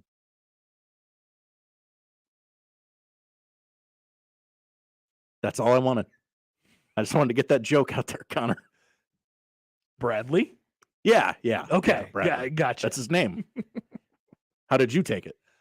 I just, wasn't sure. People might have forgotten that they traded for Bradley Chubb yesterday. Oh, yeah. I mean, the NFL is it's a hot industry. It's always moving. You got to stay 3 steps ahead. The Dolphins are going to end up paying everybody. Except their quarterback. Well, yeah. Tyreek Hill is going to have twice as many targets as anybody in the world, and he's going to get paid for it as well. Young Nick, very excited. Yeah, big Fins guy. Fins up. Fins up. That's our guy, Nick. I still got that Super Bowl ticket in my wallet. Yeah, so I've ridden the roller coaster already. They're all in. I mean, yeah. Who's to say they couldn't pop off and make the Super Bowl? The Bengals did. Well, probably the Bills would have something to say about that. I mean, maybe the Chiefs would have something to say about that. But other than that, I don't think anybody would mind. I mean, if you can manipulate the brackets so that the Bills play the Chiefs again and you only have to beat one of them.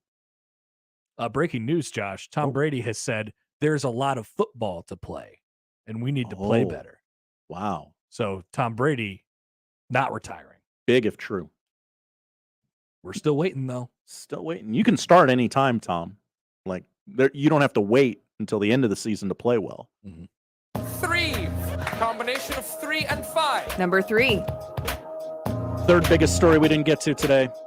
Gonzaga to the Big 12. Well, not officially. Oh, no. In talks. People would not say a thing like that if it weren't true. Big East member Gonzaga is moving to the Big 12. In talks. Oh. In talks.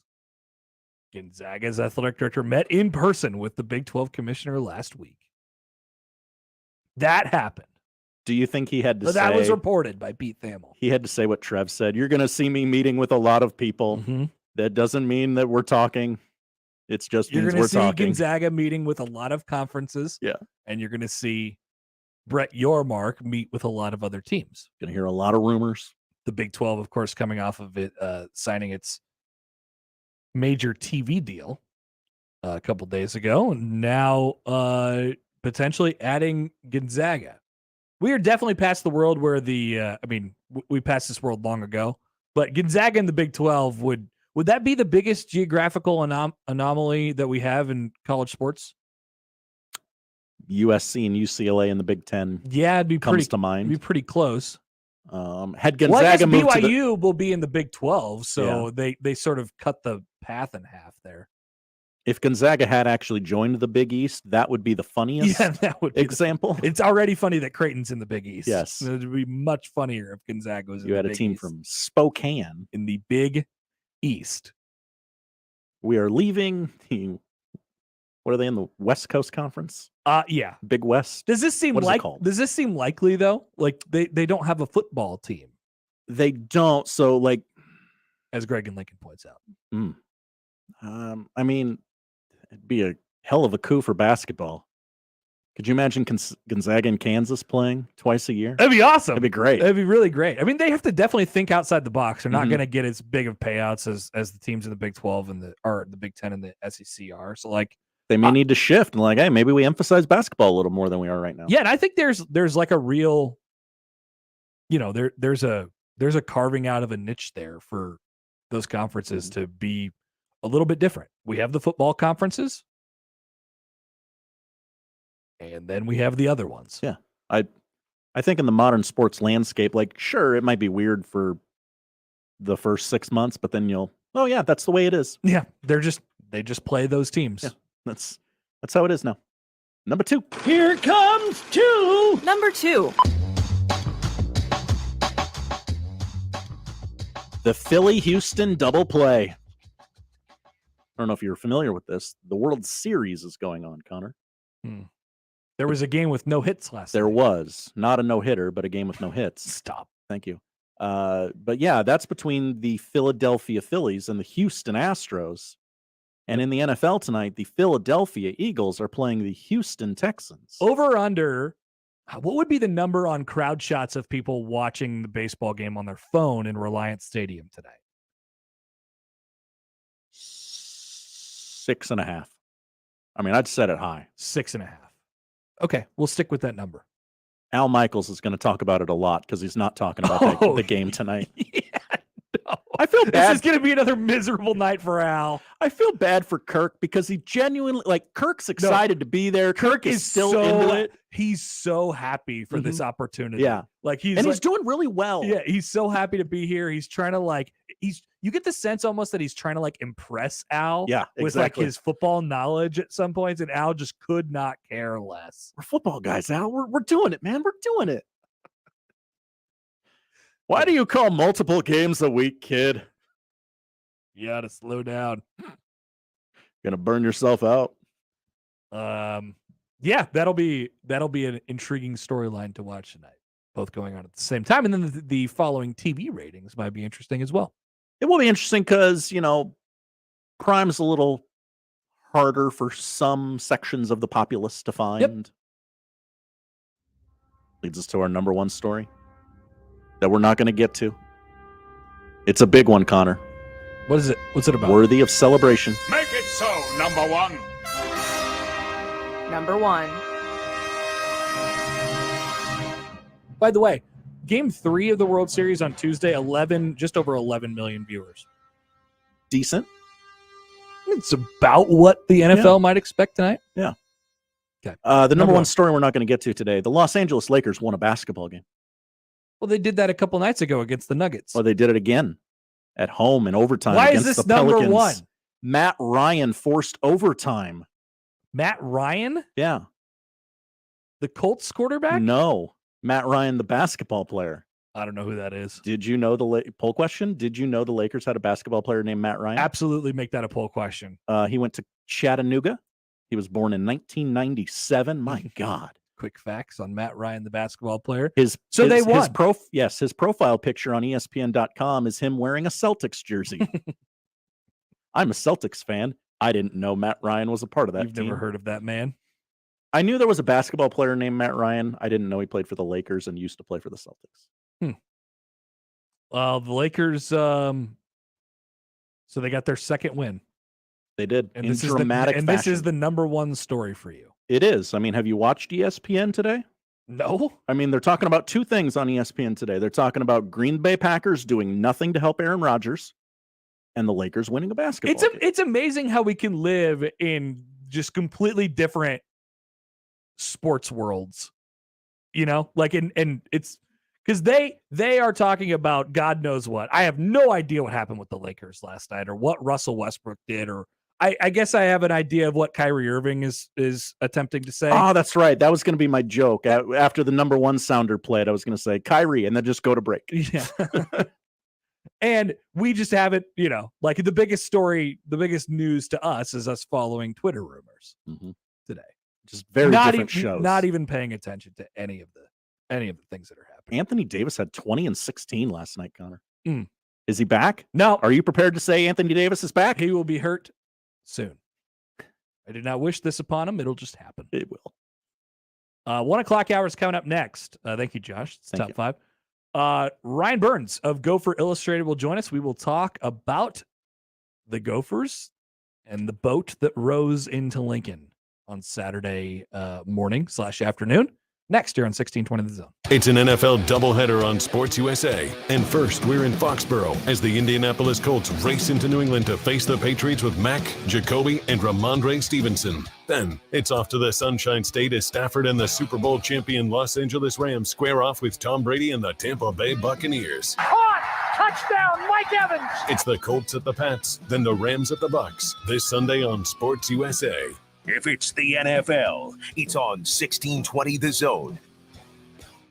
Buy your next vehicle your way from anywhere with Woodhouse. Start your journey online at woodhouse.com. Easily shop all new and pre-owned inventory. Explore payment options and apply for financing. Ready to purchase? Schedule your new vehicle for pickup from the dealership or have it delivered to your driveway. Need a little extra help in determining your perfect vehicle? Our knowledgeable and local dealerships can guide you to the vehicle that best matches your needs. Experience car buying your way with Woodhouse, a trusted auto partner since 1975. Are you that relative who's always asked to bring plates and napkins to the family dinner? Bring brews instead, especially quality, locally brewed Nebraska beers and ciders. The Nebraska Craft Brewers Guild wants you to know that local brewers are working on special seasonal beverages to make your holiday family get-togethers a day full of fun, football, and feasting. Lots and lots of feasting. Plus, you'll never be asked to bring plates and napkins again, especially if your goofy cousin from Iowa brings that state's favorite beer. Cheers. 42 Degrees is pleased to announce the opening of Store 9 at Bakers Square. To celebrate, we have put everything on sale. Kratom starting at $14.99. CBD as low as $19.99. Delta products from $6.99. Need a new vaporizer, e-juice, candle, pipes, and more? Then come to the source and save up to 75%. That's right, save up to 75%. With the friendliest, most knowledgeable, and professional staff, savings up to 75%. Why shop anywhere else? 42 Degrees, the source. By your mom's house. Warning, this product contains nicotine. Nicotine is an addictive chemical. Dave Matthews Band Live. Saturday, November 12th, CHI Health Center. So much to say, so much to say, so much to say, so much to say. You were meant together, could do anything, baby. On sale now at Ticketmaster.com. Produced by Live Nation.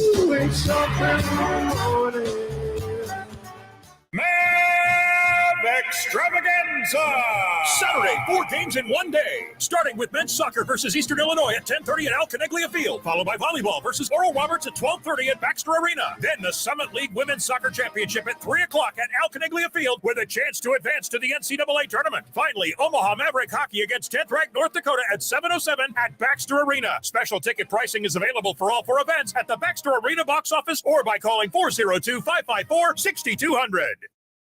Sarpy County is your fall family fun headquarters. Enjoy the beautiful autumn colors by visiting Fontenelle Forest or Schramm State Park. If your wardrobe needs an update, get to Nebraska Crossing in Shadow Lake Town Center for the latest styles.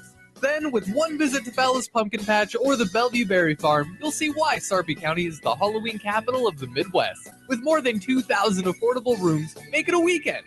Click GoSarpy.com to plan your fall adventure. So much, so near, so fun! This is Scott Schultz from Host Coffee. 2022 marks our 50th year and business has never been better. We continue to grow and add new customers. Many employers are looking for new ideas for their staff as people return to the office. Our pantry service is a great office amenity for staff and guests. Fresh food, snacks, coffee, water, and other beverages for employees and guests. Enhance your office experience with pantry service from Host Coffee. Learn more at hostcoffee.net. Shop Woodhouse Place Hyundai and Nissan, 144th and Giles. KOZN, Bellevue, Omaha, Council Bluffs.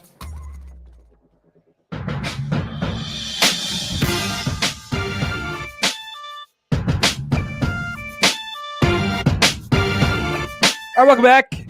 1 o'clock hour, the Connor Happer Show here on 1620 The Zone.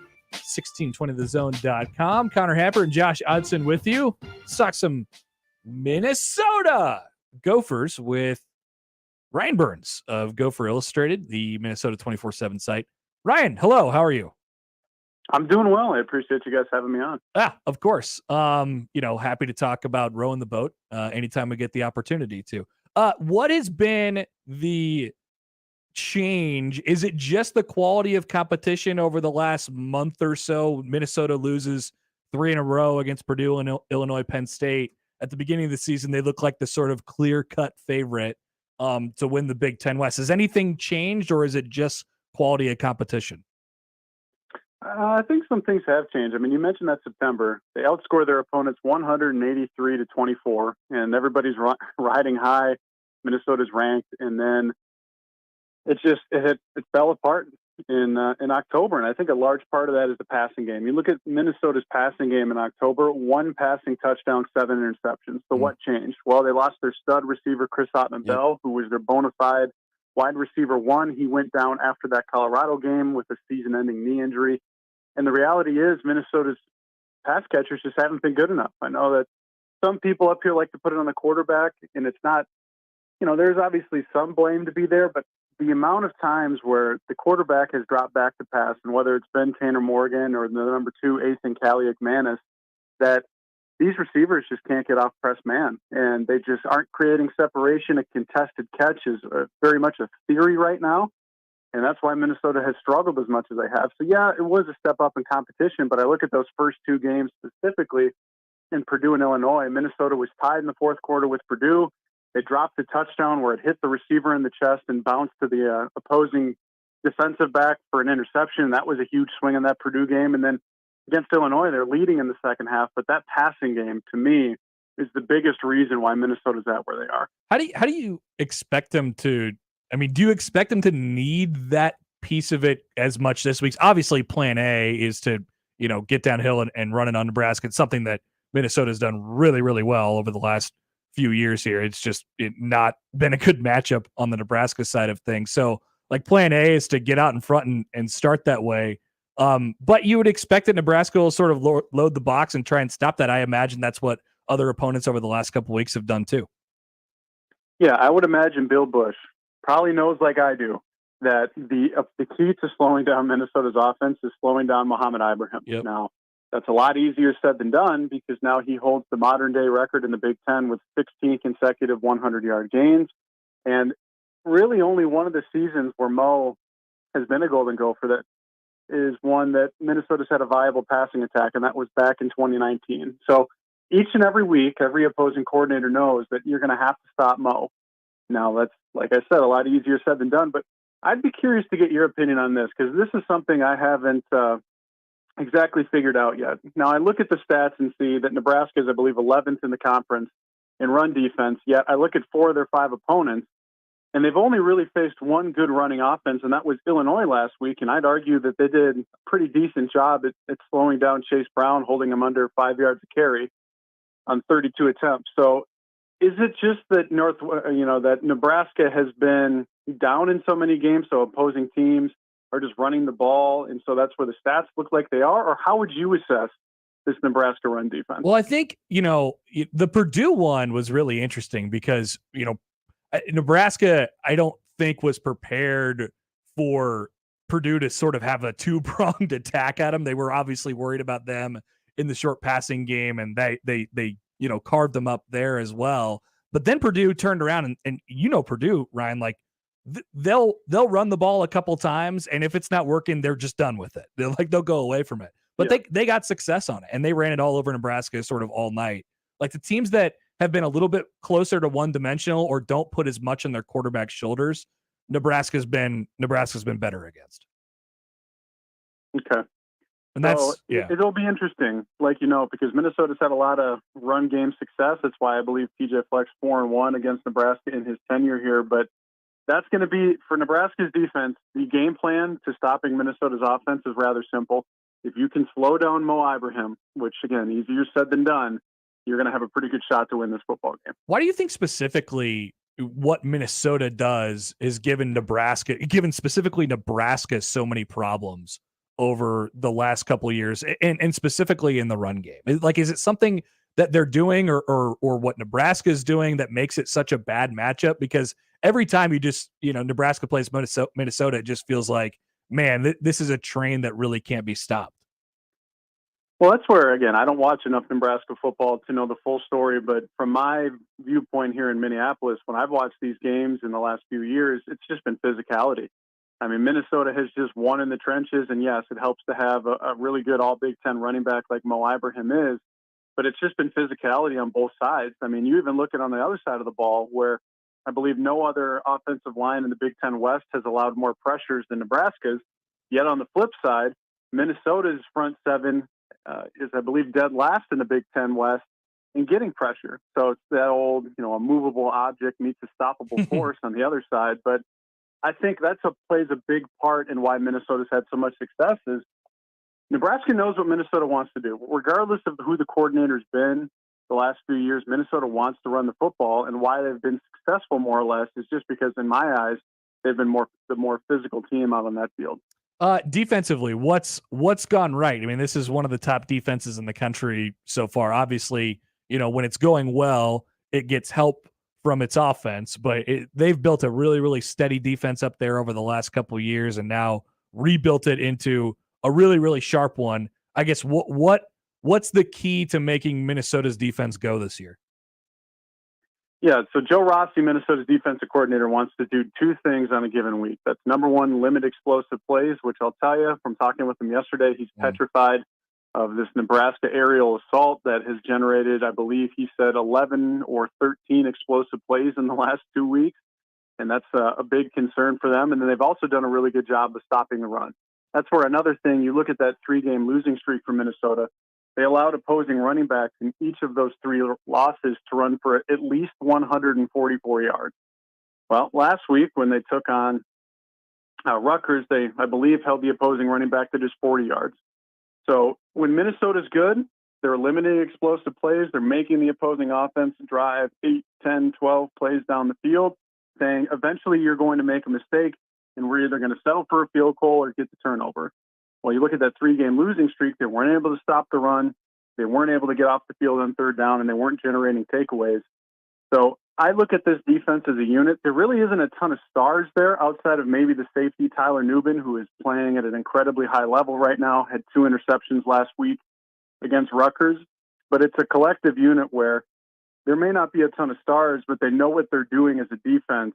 And I think that, or just in itself, if they're all on the same page, that's why Minnesota's defense is one of the best in the conference at getting off the field, specifically on third down. It's a really, really interesting. I mean, there's almost a level of wonder. I think we had Nebraska's offense, Ryan, like pegged going into last week, and one of the things they need every game is that explosive play part. They need Trey Palmer as their best wide receiver to be a big part of what they're doing, and he needs to have a big game. He was huge against Purdue in the close loss there.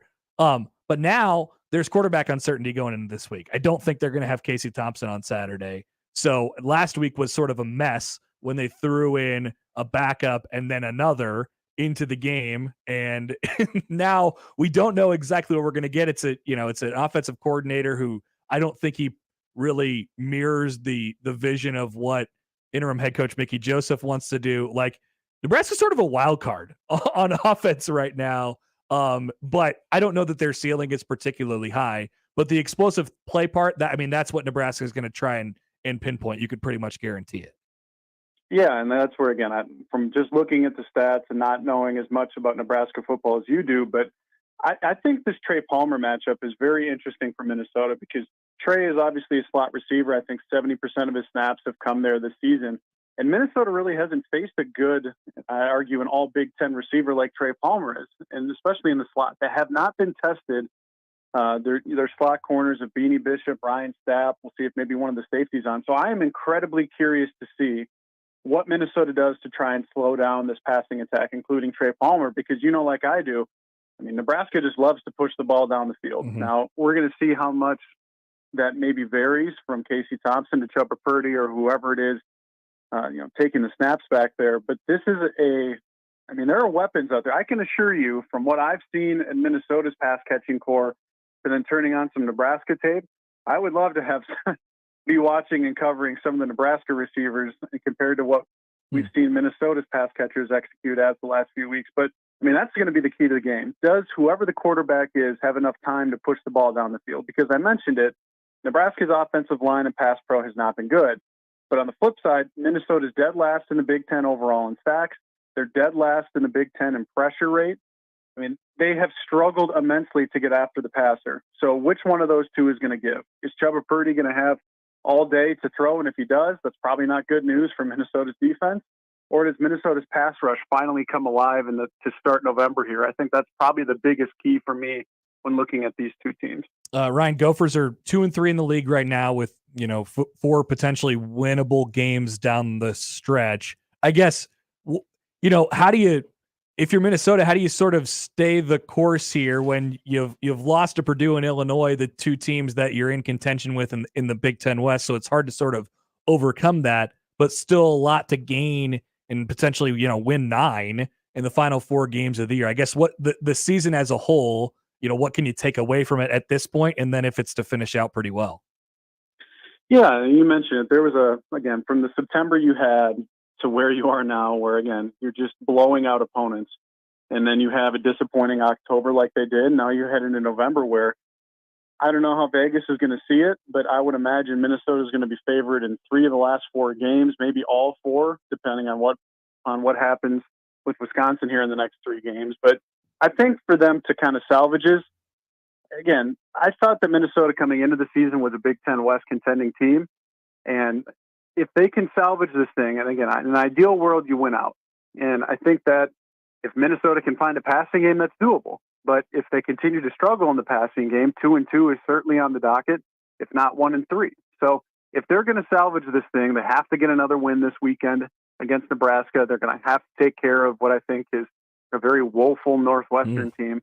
And then they're going to have to find a way, because again, Iowa and Wisconsin are not what they were 5-10 years ago, or at least these versions of these teams. So those are very winnable games. So I think if you were to talk to a Gopher fan and say, what saves the season for you? I think they would tell you they got to win out, because Minnesota really wants to get back that axe, or keep the axe, I should say, and they want to get the pig, because PJ Fleck has never beaten Kirk Ferentz so far. I think this is one of the questions that we ask the Minnesota people every year before the game. But you gotta fit in a question or squeeze in a question about PJ Fleck somewhere. I guess how do fans feel about the way it's going? Is it overwhelmingly positive? And then he always comes up as a potential candidate for other major jobs around the country. I guess what's your reaction to all that and sort of how things look or are trending in the PJ Fleck era right now? Yeah, I mean, that's a great question. I would say from my point of view as kind of the journalist guy, it's, you wanted to see them get elevated from the Jerry Kill and certainly the Tim Brewster years. And I think Minnesota has, just in the public eye, in terms of getting College Game Day a few different times. But the disappointing part about it is they've had opportunities to win the West, including this year. I think back to that 2019 season where they won 11 games. They hold all the cards in the final 2 games of the year against Iowa and Wisconsin. They get College Game Day at home to end the season. All they have to do is win, and they're in Indy, and they don't get there.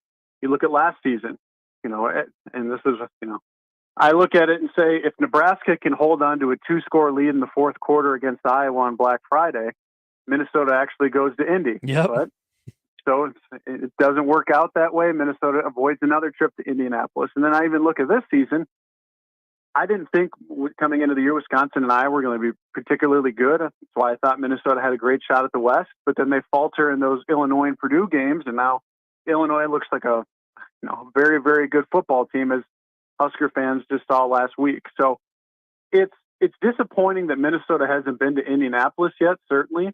But I think this November is going to tell a lot of the story about how fans are feeling. If Minnesota goes 1-3 or 2-2, I think there's going to be pressure on Fleck to continue to deliver, because, you won 11 games in 2019. You won 9 games last season. But this was an incredibly winnable November looking ahead at this thing, including this weekend. And Minnesota's got to find a way to be consistent. So in terms of with his name coming up in other jobs, I'll say this. Pete Thamel and PJ Fleck's agent, I would say, are quite close. And I think that he's doing his man a favor and putting Fleck's name out there for certain things. I would say that the head coach, he just sold his house, but he's also, because he's building a brand new house, very, very close to where he was. So I just laugh when I see some of those different types of things. I know that buyouts don't really matter. I think we've kind of seen that here over the last few months. But at a place like Minnesota, where maybe the booster support isn't quite what it is in Lincoln, I haven't really been concerned at any point here in the Fleck tenure that he's going to be going anywhere. How's he been this week? Just, preparing for Nebraska. Like, you always got the sense that, at least between him and Frost, that he wanted to win that matchup. And there are some barbing after games, occasionally throughout the last couple of years. Now there's no Frost. Is it still is it a Nebraska thing, or is that just sort of how PJ Fleck is? Yeah, you saw, I think it was it last year, the whole culture versus skill thing. Yep. Where Fleck came out in his presser, and then we had the hoodie incident, Scott Frost comments. And, we only get PJ Fleck on Monday, and then we'll get him after the game, so we don't get him during the week. But I'm sure he has seen the Mickey Joseph quotes from this week where, paraphrasing, and you know them better than I do, that Nebraska is not chasing Iowa, Minnesota, and Wisconsin. They're chasing Ohio State. I wondered how that landed. I can assure you that the head football coach in the University of Minnesota has seen those, and he's probably passing that along to his team. So, there wasn't exactly a bunch of warm, fuzzy feelings between those two. And I guess Fleck got the last laugh at that because he's 4-1 against Nebraska in his first 5 seasons. And again, I don't understand why Minnesota's a 16-point favorite this weekend, but I think they should be favored, not by that much, but I think it just says that, Nebraska's got a lot of booster support. They got a lot of fan support. I'm sure it's going to be sold out down there this weekend. But, what's said on the recruiting trail and what's said in the public, maybe some very different things at times. And that's maybe why PJ Fleck and the whole Scott Frost regime never really saw eye to eye. Yeah, that sounds about right. Ryan, really appreciate it, man. Great stuff. Enjoy your trip down to Lincoln. Appreciate it. That is Ryan Burns of Go for Illustrated, Minnesota 24/7 site. It's cool having a studio audience. And they're really, Jack Mitchell's here, and he's, he wears his emotions on his sleeve sometimes. He buried his head into his arms or into the table, talking about how the Mickey Joseph comment landed up there in Minnesota. He's going to have a tough time recovering from that one. All right, we'll come back. We'll spin the wheel still in the final half hour, and more to come on 1620 The Zone. The Connor Happer Show. Follow us on Twitter @Happer Show for all the latest news and views. We may even say something interesting once in a while. Unlikely. Really, guys? Live from the Host Coffee Studio, this is 1620 The Zone. If you're looking for tickets for an upcoming event, there's only one place to go. That's where I go. Tickets for Less and ticketsforless.com. My friends will take care of you, whether you want to see the Huskers in Memorial Stadium on a Saturday, catch a game at historic Arrowhead Stadium celebrating its 50th year in Kansas City. Tickets for Less is your source for the best tickets without those crazy per-ticket fees you pay on other sites. So right now, go to ticketsforless.com or wherever you go, compare and save, and you'll come back to ticketsforless.com. Find yourself at the biggest events with ticketsforless.com. At Dingman's Collision Center, you voted them first place in Best in Omaha for the past 17 years. So they want to say thank you for choosing the Dingman family and their incredible technicians to repair your vehicles. At Dingman's, they'd rather be the best than apologize for anything less. Hi, this is Doug Nodgaard with Equitable Bank. Great service never goes out of style. When the digital age dawned, many said computers would be able to handle many of the interactions that used to take a person. Boy, were they wrong. How many times have you called your bank and gotten a recording to press 1 or 2? Not at Equitable. Not only does Equitable answer your call in the first ring, it's answered by a human being. That's because Equitable Bank values its customers. Equitable Bank, we take banking personally. Member FDIC. Oscar's Pizza and Sports Grill has been making your game day experience one to remember for 18 years with our award-winning char-buffed wings and $7.99 Monday through Friday lunch specials. But now your game day just got bigger and better with Oscar's newly upgraded audio-video system. Cheer on your favorite teams this season in front of a 22-foot LED video wall, showing up to 8 games at once, and of course, 40 TVs and massive dual projectors. Oscar's Pizza and Sports Grill, 173rd and West Center Road, and for takeout at 162nd and Maple. It's 42 degrees grand opening for the newest store at Baker Square. Kratom from $14.99, CBD as low as $19.99, and Delta products starting at $6.99. With everything else up to 75% off, it's time to check out 42 degrees by your mom's house. Time to tip off a new season. The Creighton Blue Jays take on St. Thomas in the season opener. Monday pregame coverage starts at 6 p.m. with Robbie Lula and Blue Jay shoot-around. Tip-off is at 7:30. The Blue Jays are on 1620 The Zone and 1019 The Keg. Today on Hey Culligan, reverse to reduce. Here's Bob. Hey Culligan, I love fresh water, but I got plastic bottles coming out. Whoa, Bob, you are not kidding about the bottles. But did you know Culligan's reverse osmosis and always-on drinking water systems provide fresh, clean, delicious drinking water and help reduce the equivalent of over 15 billion plastic bottles from landfills worldwide? Holy fresh, environmentally friendly drinking water. Am I right? Right, Bob. And we're already on the way. Let us help you out with a free in-home water test from a local Culligan water expert at Culligan.com.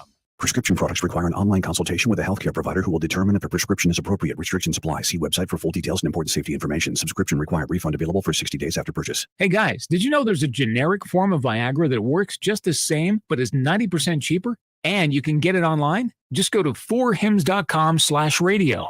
You'll get a free medical consultation, discreet shipping if prescribed, a 100% online process, and trusted generic alternatives to the biggest brands at 90% off. That's right. Get generic for Viagra, the same active ingredient as brand name Viagra, but 90% cheaper. It's the same medication you get from your doctor, but with zero copay, no expensive appointments, and no awkward face-to-face conversations. Results are guaranteed or your money back. To start your free online visit, you need to go to this exclusive address, 4hims.com/radio. That's 4hims.com/radio for your free online visit. FORHIMS.com/RADIO.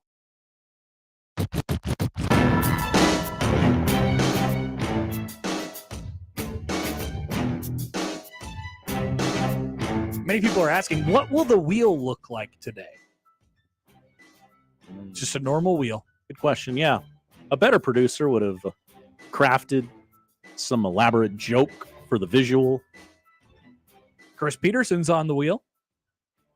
Real life candidate. He's not coaching right now. Dan Mullen is the new name on the wheel today. Bob Stoops is on the wheel. He's not coaching right now, but he will be coaching in like March or February with a weird not XFL team. It is an XFL team. Oh, it is the XFL. The Arlington Renegades. Gotcha. Rebranded for the third time. Well, this is now the XFL belongs to The Rock, and The Rock has never failed at anything ever. So what you're saying is the XFL belongs to the people. Yes, I guess I am. Look at you. Another wrestling reference. 2 shows in a row. You know wrestling. Lamar Jackson at AEW last night. How about that? Was he? He was. I didn't know that. No. I didn't see that highlight. Why would you? Did you see the renderings for the new facility? I did. I watched the hype video. In all honesty, it looks really cool. We have Absolutely. we have a tendency to be cynical about these things, and not that we're not going to be, but it does look pretty cool. But it looks like a building. I like how the weight room. It's cool. It looks like a building. I like how the weight room has the windows that open. Any place that has like the garage doors where it feels like it's outside, but it's actually inside. Mm-hmm. That's a place for me.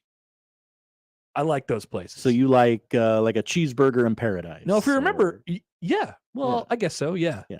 If you remember, Bill Moose was huge on natural light. Do you remember this? He talked. I do not remember that. No, he talked about it extensively. He was like, "This is this is one thing that we needed to have." That's a red flag. We had it at Washington State, but he was like super passionate about having natural light in the building. And there is a lot of natural light. It looks like that's going to be in the in the new football facility, which will open in under a year. That's great. Natural light absolutely has its benefits, but if your AD is touting the benefits of natural light, no, seriously, huge red flag. Look up some quotes. I bet they're out there somewhere. If I typed in Bill Moose natural light on Google, what would I find? Let's find out. Okay. Bill Moose natural resources. Bill Moose natural light. We'll take a look into that as we go throughout the break. But I remember him specifically talking about this. Pull question up at Happer Show. Do you remember that Bill Moose was a big natural light guy? That's a bad, poorly worded poll question, Josh. Wait, do you remember that Bill Moose was a big natural?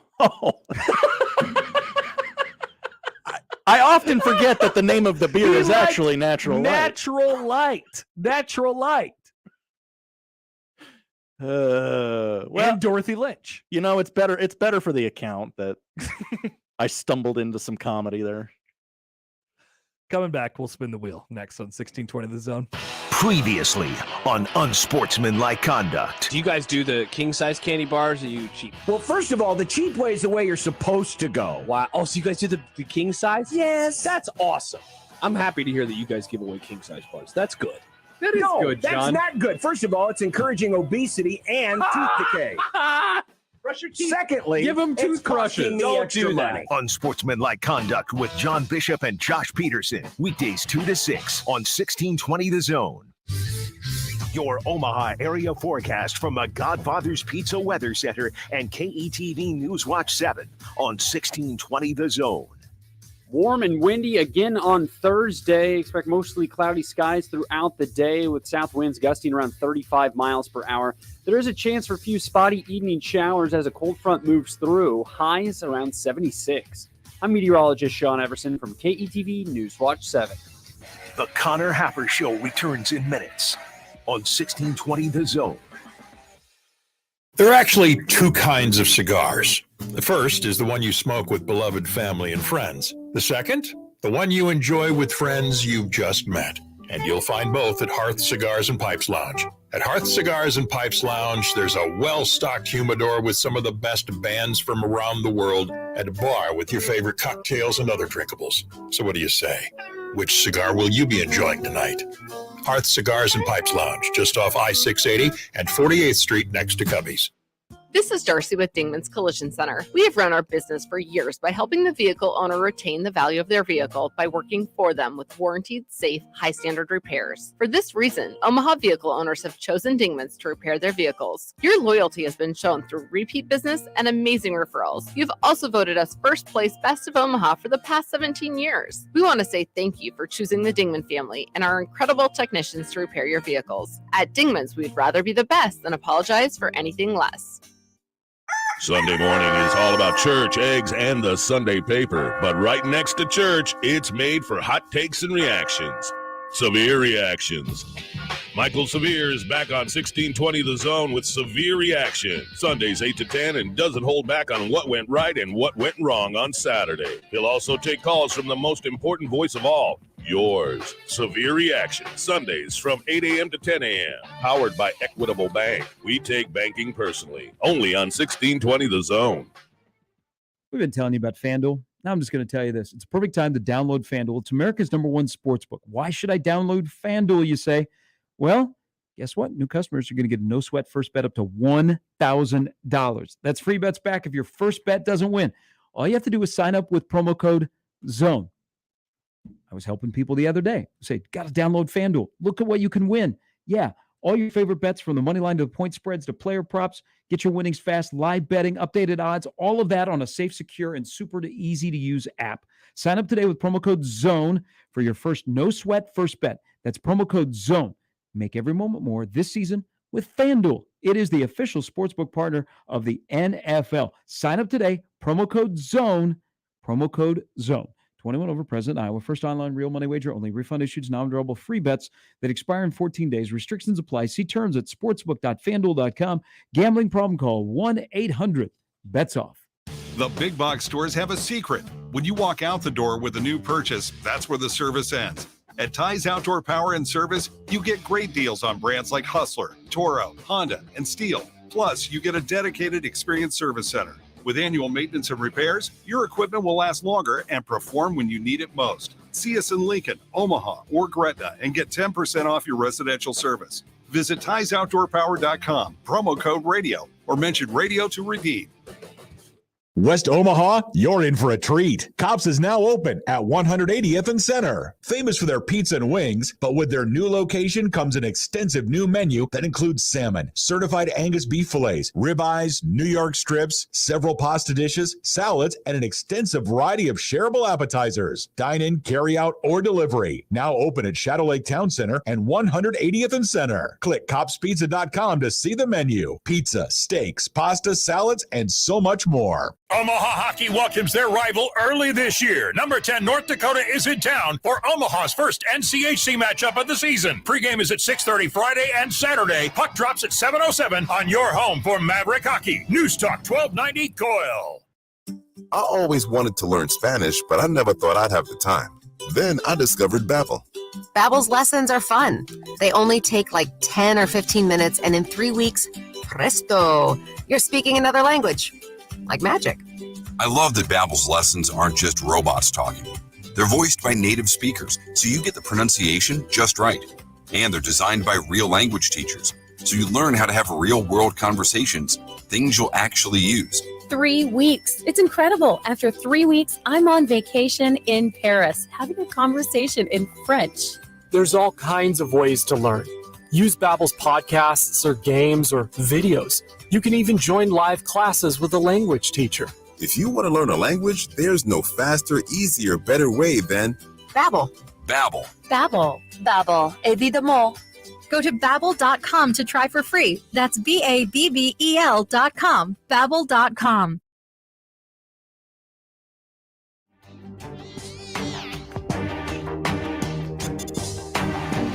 All right, so just to follow up, natural light, Bill Moose, big natural light guy.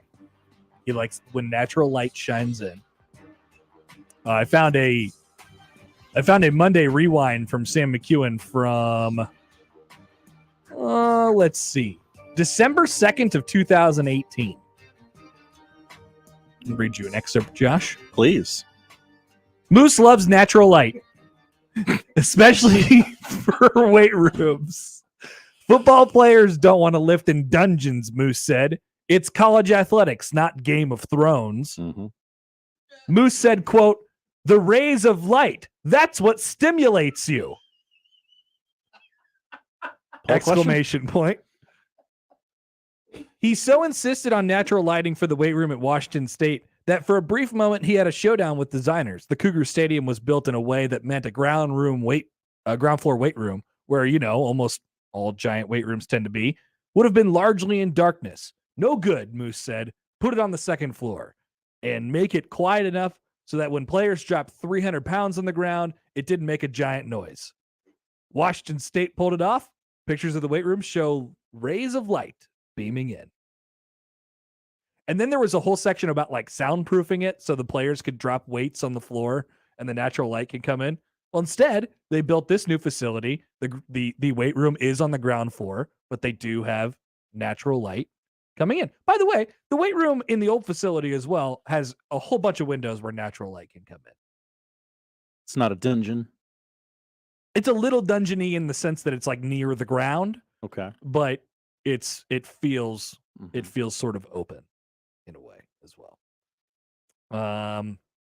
Mike tweets in. Just turn on the radio. Are we talking about actual natural light or the beer? No, we're talking about natural light. I don't think that helps. Just wanted to confirm that Bill Moose was a natural light guy, and I wasn't just imagining that. Mm-hmm. Other people remember this too. I don't remember what I had for lunch yesterday, but I remember that Bill Moose is a big natural light guy. Sure. Let's spin the wheel, Josh. An interesting day to spin the wheel. We go on business as usual, of course, today. Look at it, Jack. It's a real life wheel. Who might it land on today? Ooh. It's Dave Clausen from Wake Forest.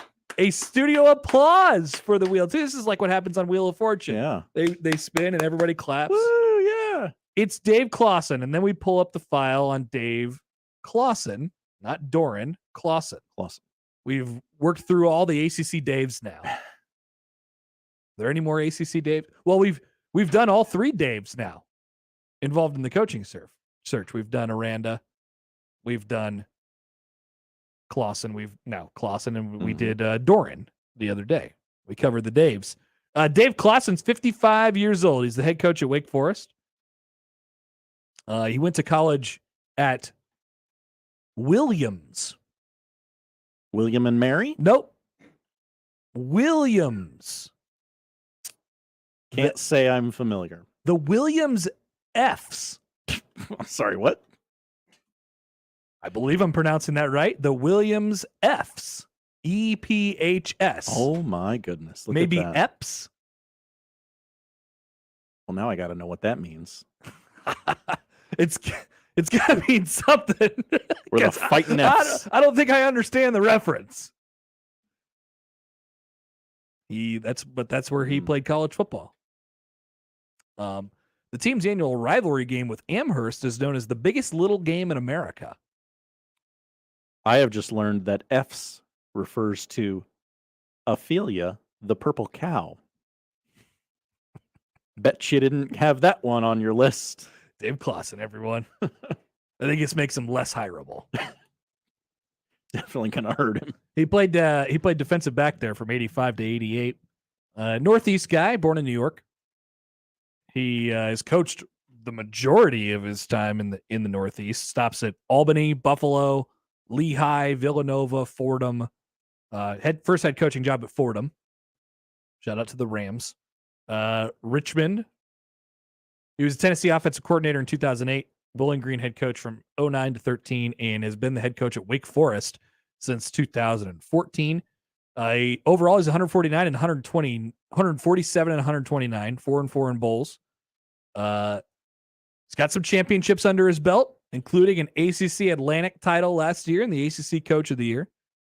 He won a Patriot League, an A10, a CAA, a MAC, and a MAC divisional title as well. His record at Bowling Green is at Wake Forest is 57 and 50. Not really much to write home about, but 3-9, 3-9, 7-6, 8-5, 7-6, 8-5, 4-5 in the COVID year, 11-3, and 6-2 this year. So there's some. So once he got it off the ground, his only bad year was the COVID year. Yeah. That's interesting. Seems like it. So that's the file on Dave Clawson, who some in the market, I believe Mike Schaefer is a big Dave Clawson guy. Okay. Wouldn't be a sexy hire by any means, but I think it would probably do the trick. He makes $3.6 million. Gettability. 1 to 5, gettability. What's the likelihood if Nebraska landed on Dave Clawson as their selection for head coach? Does the buzz today change your rankings in any way? How you're grading? I don't think so. I mean, we're not talking about it. I have not mentioned Dave Clawson today as a potential candidate. Like, because if something were to happen today, if there were to be some sort of announcement or in the near future, it would not be someone who is currently coaching college football, right? Right. So Dave Clawson is. Gettability. What's the likelihood that Dave Clawson would leave Wake Forest to come to Nebraska? I'd say pretty good. He's got it rolling at Wake Forest, but I mean, Nebraska can offer, just a little bit more of everything, and another chance to sort of turn it around. I think this sort of weirdly, it falls in pretty much the same category as Dave Doran did yesterday. I think he's going to grade out pretty well, but I don't know, wouldn't be the sexiest thing of all time. Gettability is a 4. What would the fans think? The fan buzz, if Nebraska announced in like 3 weeks that Dave Clawson was their guy? I think they would probably immediately look at his record and say, what? This guy's hardly ever beaten any ranked teams. He's basically 8 wins, 7 wins every year. has only won the division one time in the ACC. Bleh. I think it'd be a 3 on FanBuzz. I like that score. Yeah, I think recruiting's a 3-2. 3 also. As we always say, you started at 3 and then you sort of go from there. At a place like Nebraska, and I don't know.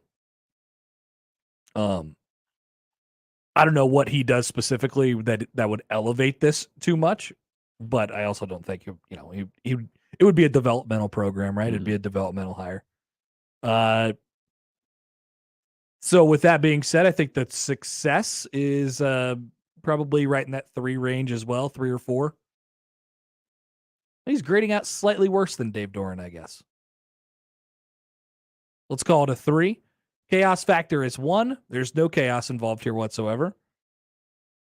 What would Kirk Ferentz say if Nebraska hired Dave Clawson?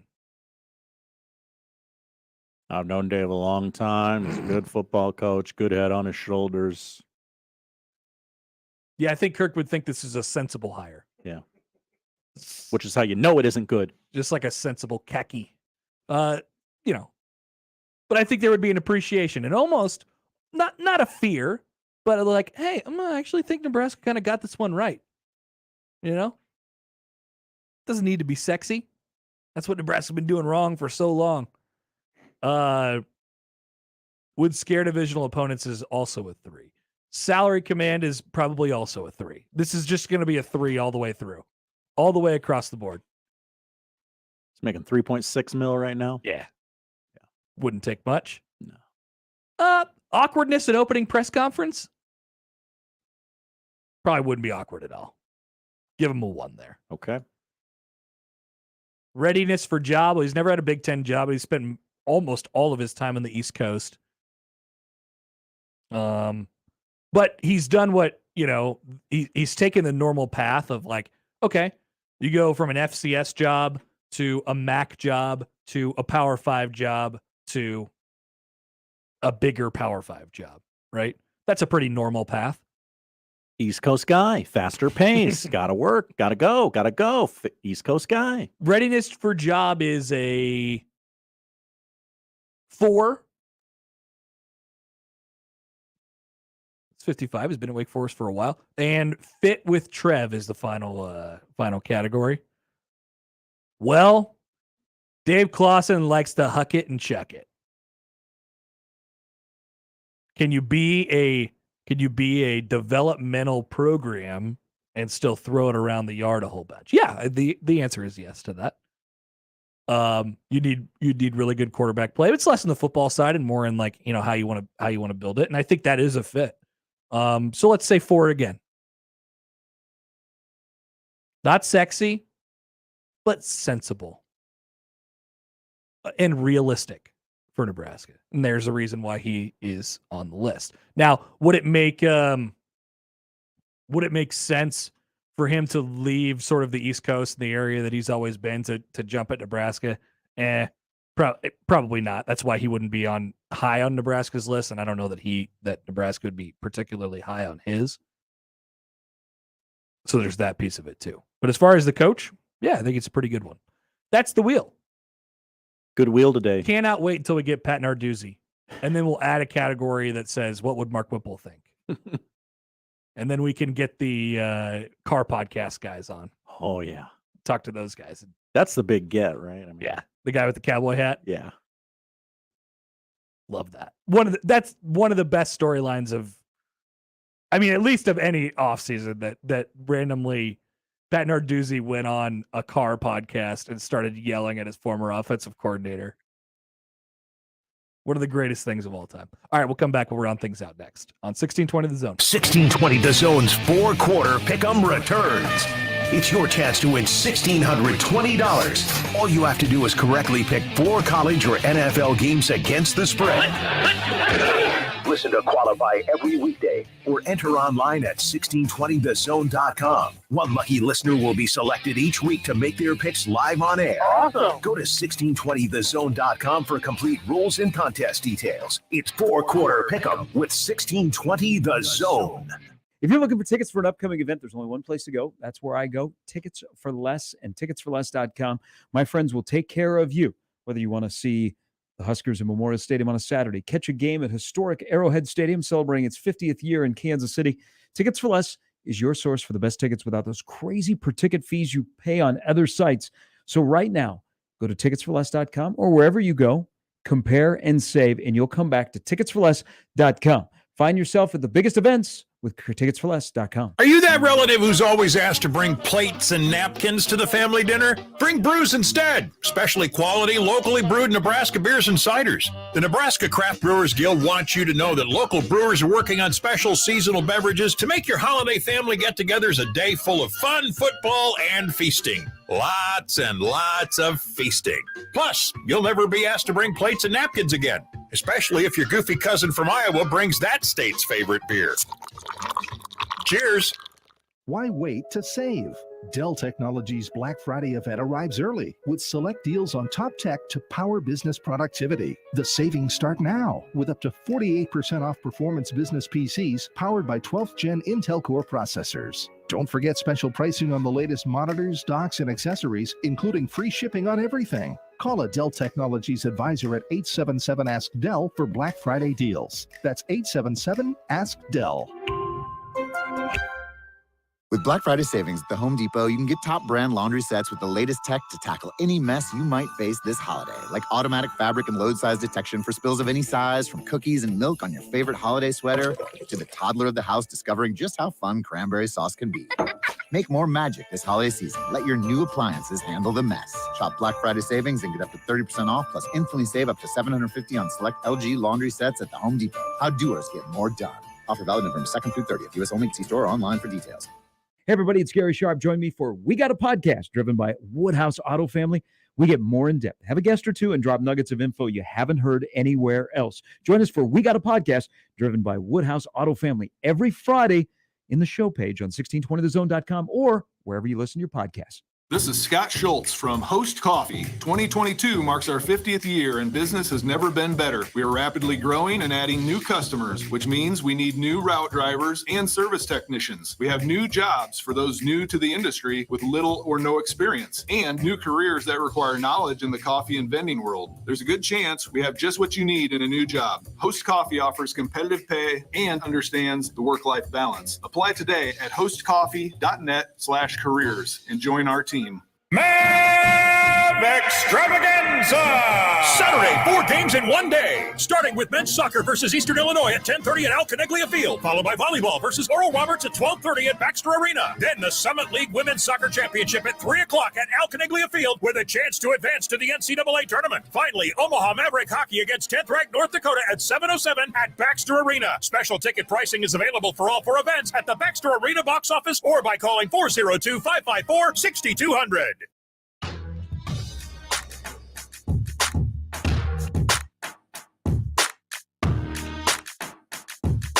All right, poll questions to round things out here. By the way, there was a poll question that went up yesterday based off of the afternoon crossover. And the question was simply, Strawberry Fields forever? Yes or no? I was lambasted for saying that Strawberry Fields, for being so brave and saying that Strawberry Fields Forever wasn't a good song. I don't know how the three people on the afternoon show all unanimously agreed that it was, because we get a poll question and the results currently say 50-50. 50-50, right down the middle. No matter how that poll ends, I mean, you got to be feeling good about yourself, right? Like, you're kind of vindicated there. Thank you. Yes, I am. I would have felt great about myself anyway, but yeah. It's a good song. Poll question from Josh. Was that a no-hitter last night? Yes, it was a no-hitter. The Phillies did not get a hit. It was a no-hitter. Now, was it less fun? Absolutely. When we asked the same question after a Reds combined no-hitter in May, 60% of the audience said yes. Okay.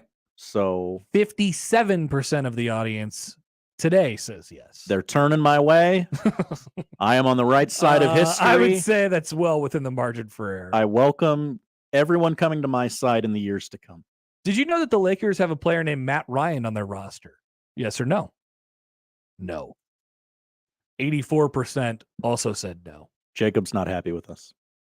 Oh, of course he knew. Well, did he like respond to the tweet? Yeah, he said, don't insult me. He's the only one.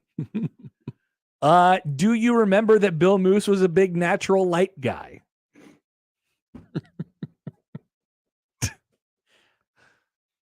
That poll question was not rephrased or altered in any way. I'm not touching it. I don't have access to an edit button. Some people do. Yes, I did. I did remember that.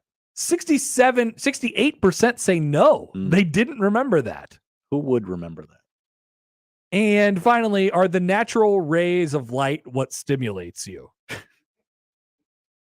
I think so. I am actually on the same page as Bill about the natural light. I'm pretty passionate about this. I have long vouched for a window in the radio studios that I do work in. The second straight day we have talked about your obsession with opening that shade. I'm telling you, sometimes out. I'm just looking right over here. I'm not even looking. I'm not looking at anything else. Just looking out the window. Yep. And talking. Yes, they are. The natural rays of light are what stimulates me. 61% say yes. Okay. Congratulations. And those are the poll questions. Josh, what are we watching tonight? We are, first of all, we're celebrating a sports equinox today. So Another. Congratulations to all who celebrate. And then World Series Game 5 tonight, 7 o'clock on Big Fox. Houston at Philly. Series is tied at 2. Phillies are going to break out the beautiful powder blue uniforms tonight. Yeah, they're nice. Justin Verlander versus Noah Syndergaard on the hill today. What year is it? I believe both have a 1-0 record. And Verlander has like a 7-point-something ERA. Are we talking just postseason or are we talking World Series? I think that's got to be World Series, right? Because Verlander does not have a World Series win. That's true. So it must be postseason. Yeah. Okay. No, so it must be World Series because he's well. If you're talking 1-0, then it's postseason. But what I'm seeing on ESPN, Verlander's 0-0 with a 9 ERA. So that's got to be World Series. Okay. National anthem being sung by Grammy winner Jasmine Sullivan tonight. I don't know who that is. I'm sorry. Brad Lidge throwing out the first pitch. Oh, nice. And that's awesome. And his catcher from the World Series as well, Chooch or whatever they call him. Oh, yeah. Carlos Ruiz. Yeah, he will be catching the ceremonial first pitch tonight. That play, so they showed the Roy Halladay stuff last night in, because that was the last postseason no-hitter we've had. And that play that Ruiz made to get that ball and throw it to first base was almost impossible. Like he went down to his knees, grabbed it with his bare hand, and the bat was like sort of in the way too as the guy was trying to run to first base, and he had to like work his way through that, threw it from his knees, and like that is a great play. And I'm glad that we get to watch that every time we get to watch Roy Halladay celebrate his no-hitter. If that's not your bag, we got the NFL tonight on Amazon Prime and right here on 1620 The Zone. It sounds like Kevin Coogler's going to be on the call tonight. He was doing the promo. Yeah. So. Eagles favored by 14 tonight at Houston. Houston wearing the chrome red helmets tonight. Does that change your prediction? No, it does not change the prediction. They're sharp, though. Yeah. I do like them. I'll take the Eagles to cover. What's the number? 14. No Brandon Cooks tonight at wideout for the Texans. Yeah, I mean, usually you don't do this on a road game in a primetime spot. Yeah, but yeah, gonna lay the 14. College football tonight, 6:30. ESPN got a big Group A showdown in the Fun Belt. App State at Coastal Carolina. Yeah. UTEP and Rice play at 6 o'clock tonight on CBS Sports Network. Oh, Luke McCaffrey. Yeah. Nuggets Thunder, 7 o'clock on NBA TV. I don't know why I listed that. You can't watch it here. Nope. Netflix has the original series Blockbuster, starring Randall Park and Brooklyn Nine-Nine's Melissa Fumero. Oh, yeah, you were talking about this yesterday. Yeah, they lead the workplace ensemble comedy set at the last Blockbuster video in America. Amazing that Netflix is doing this. Yeah, the irony is not lost on me. And finally, I leave you with this. HBO Max today, the 53rd season premiere of Sesame Street. Omaha's own Amber Ruffin makes a cameo as Ms. Noodle. Wow. I will not be watching Sesame Street tonight, but it's on demand. You can get to it whenever you get to it. I will not be getting to it tonight. You are 53 seasons behind, though. Yeah, I have a lot of catching up to do. Right after Game of Thrones, I'll watch all the seasons of Sesame Street. All right, thanks, Josh. That's what we're watching tonight, and that's the show. Thanks, Jack. If you missed anything, thank you to our live studio audience. Very good. If you missed anything, 1620thezone.com is where you can find it. Crossovers next.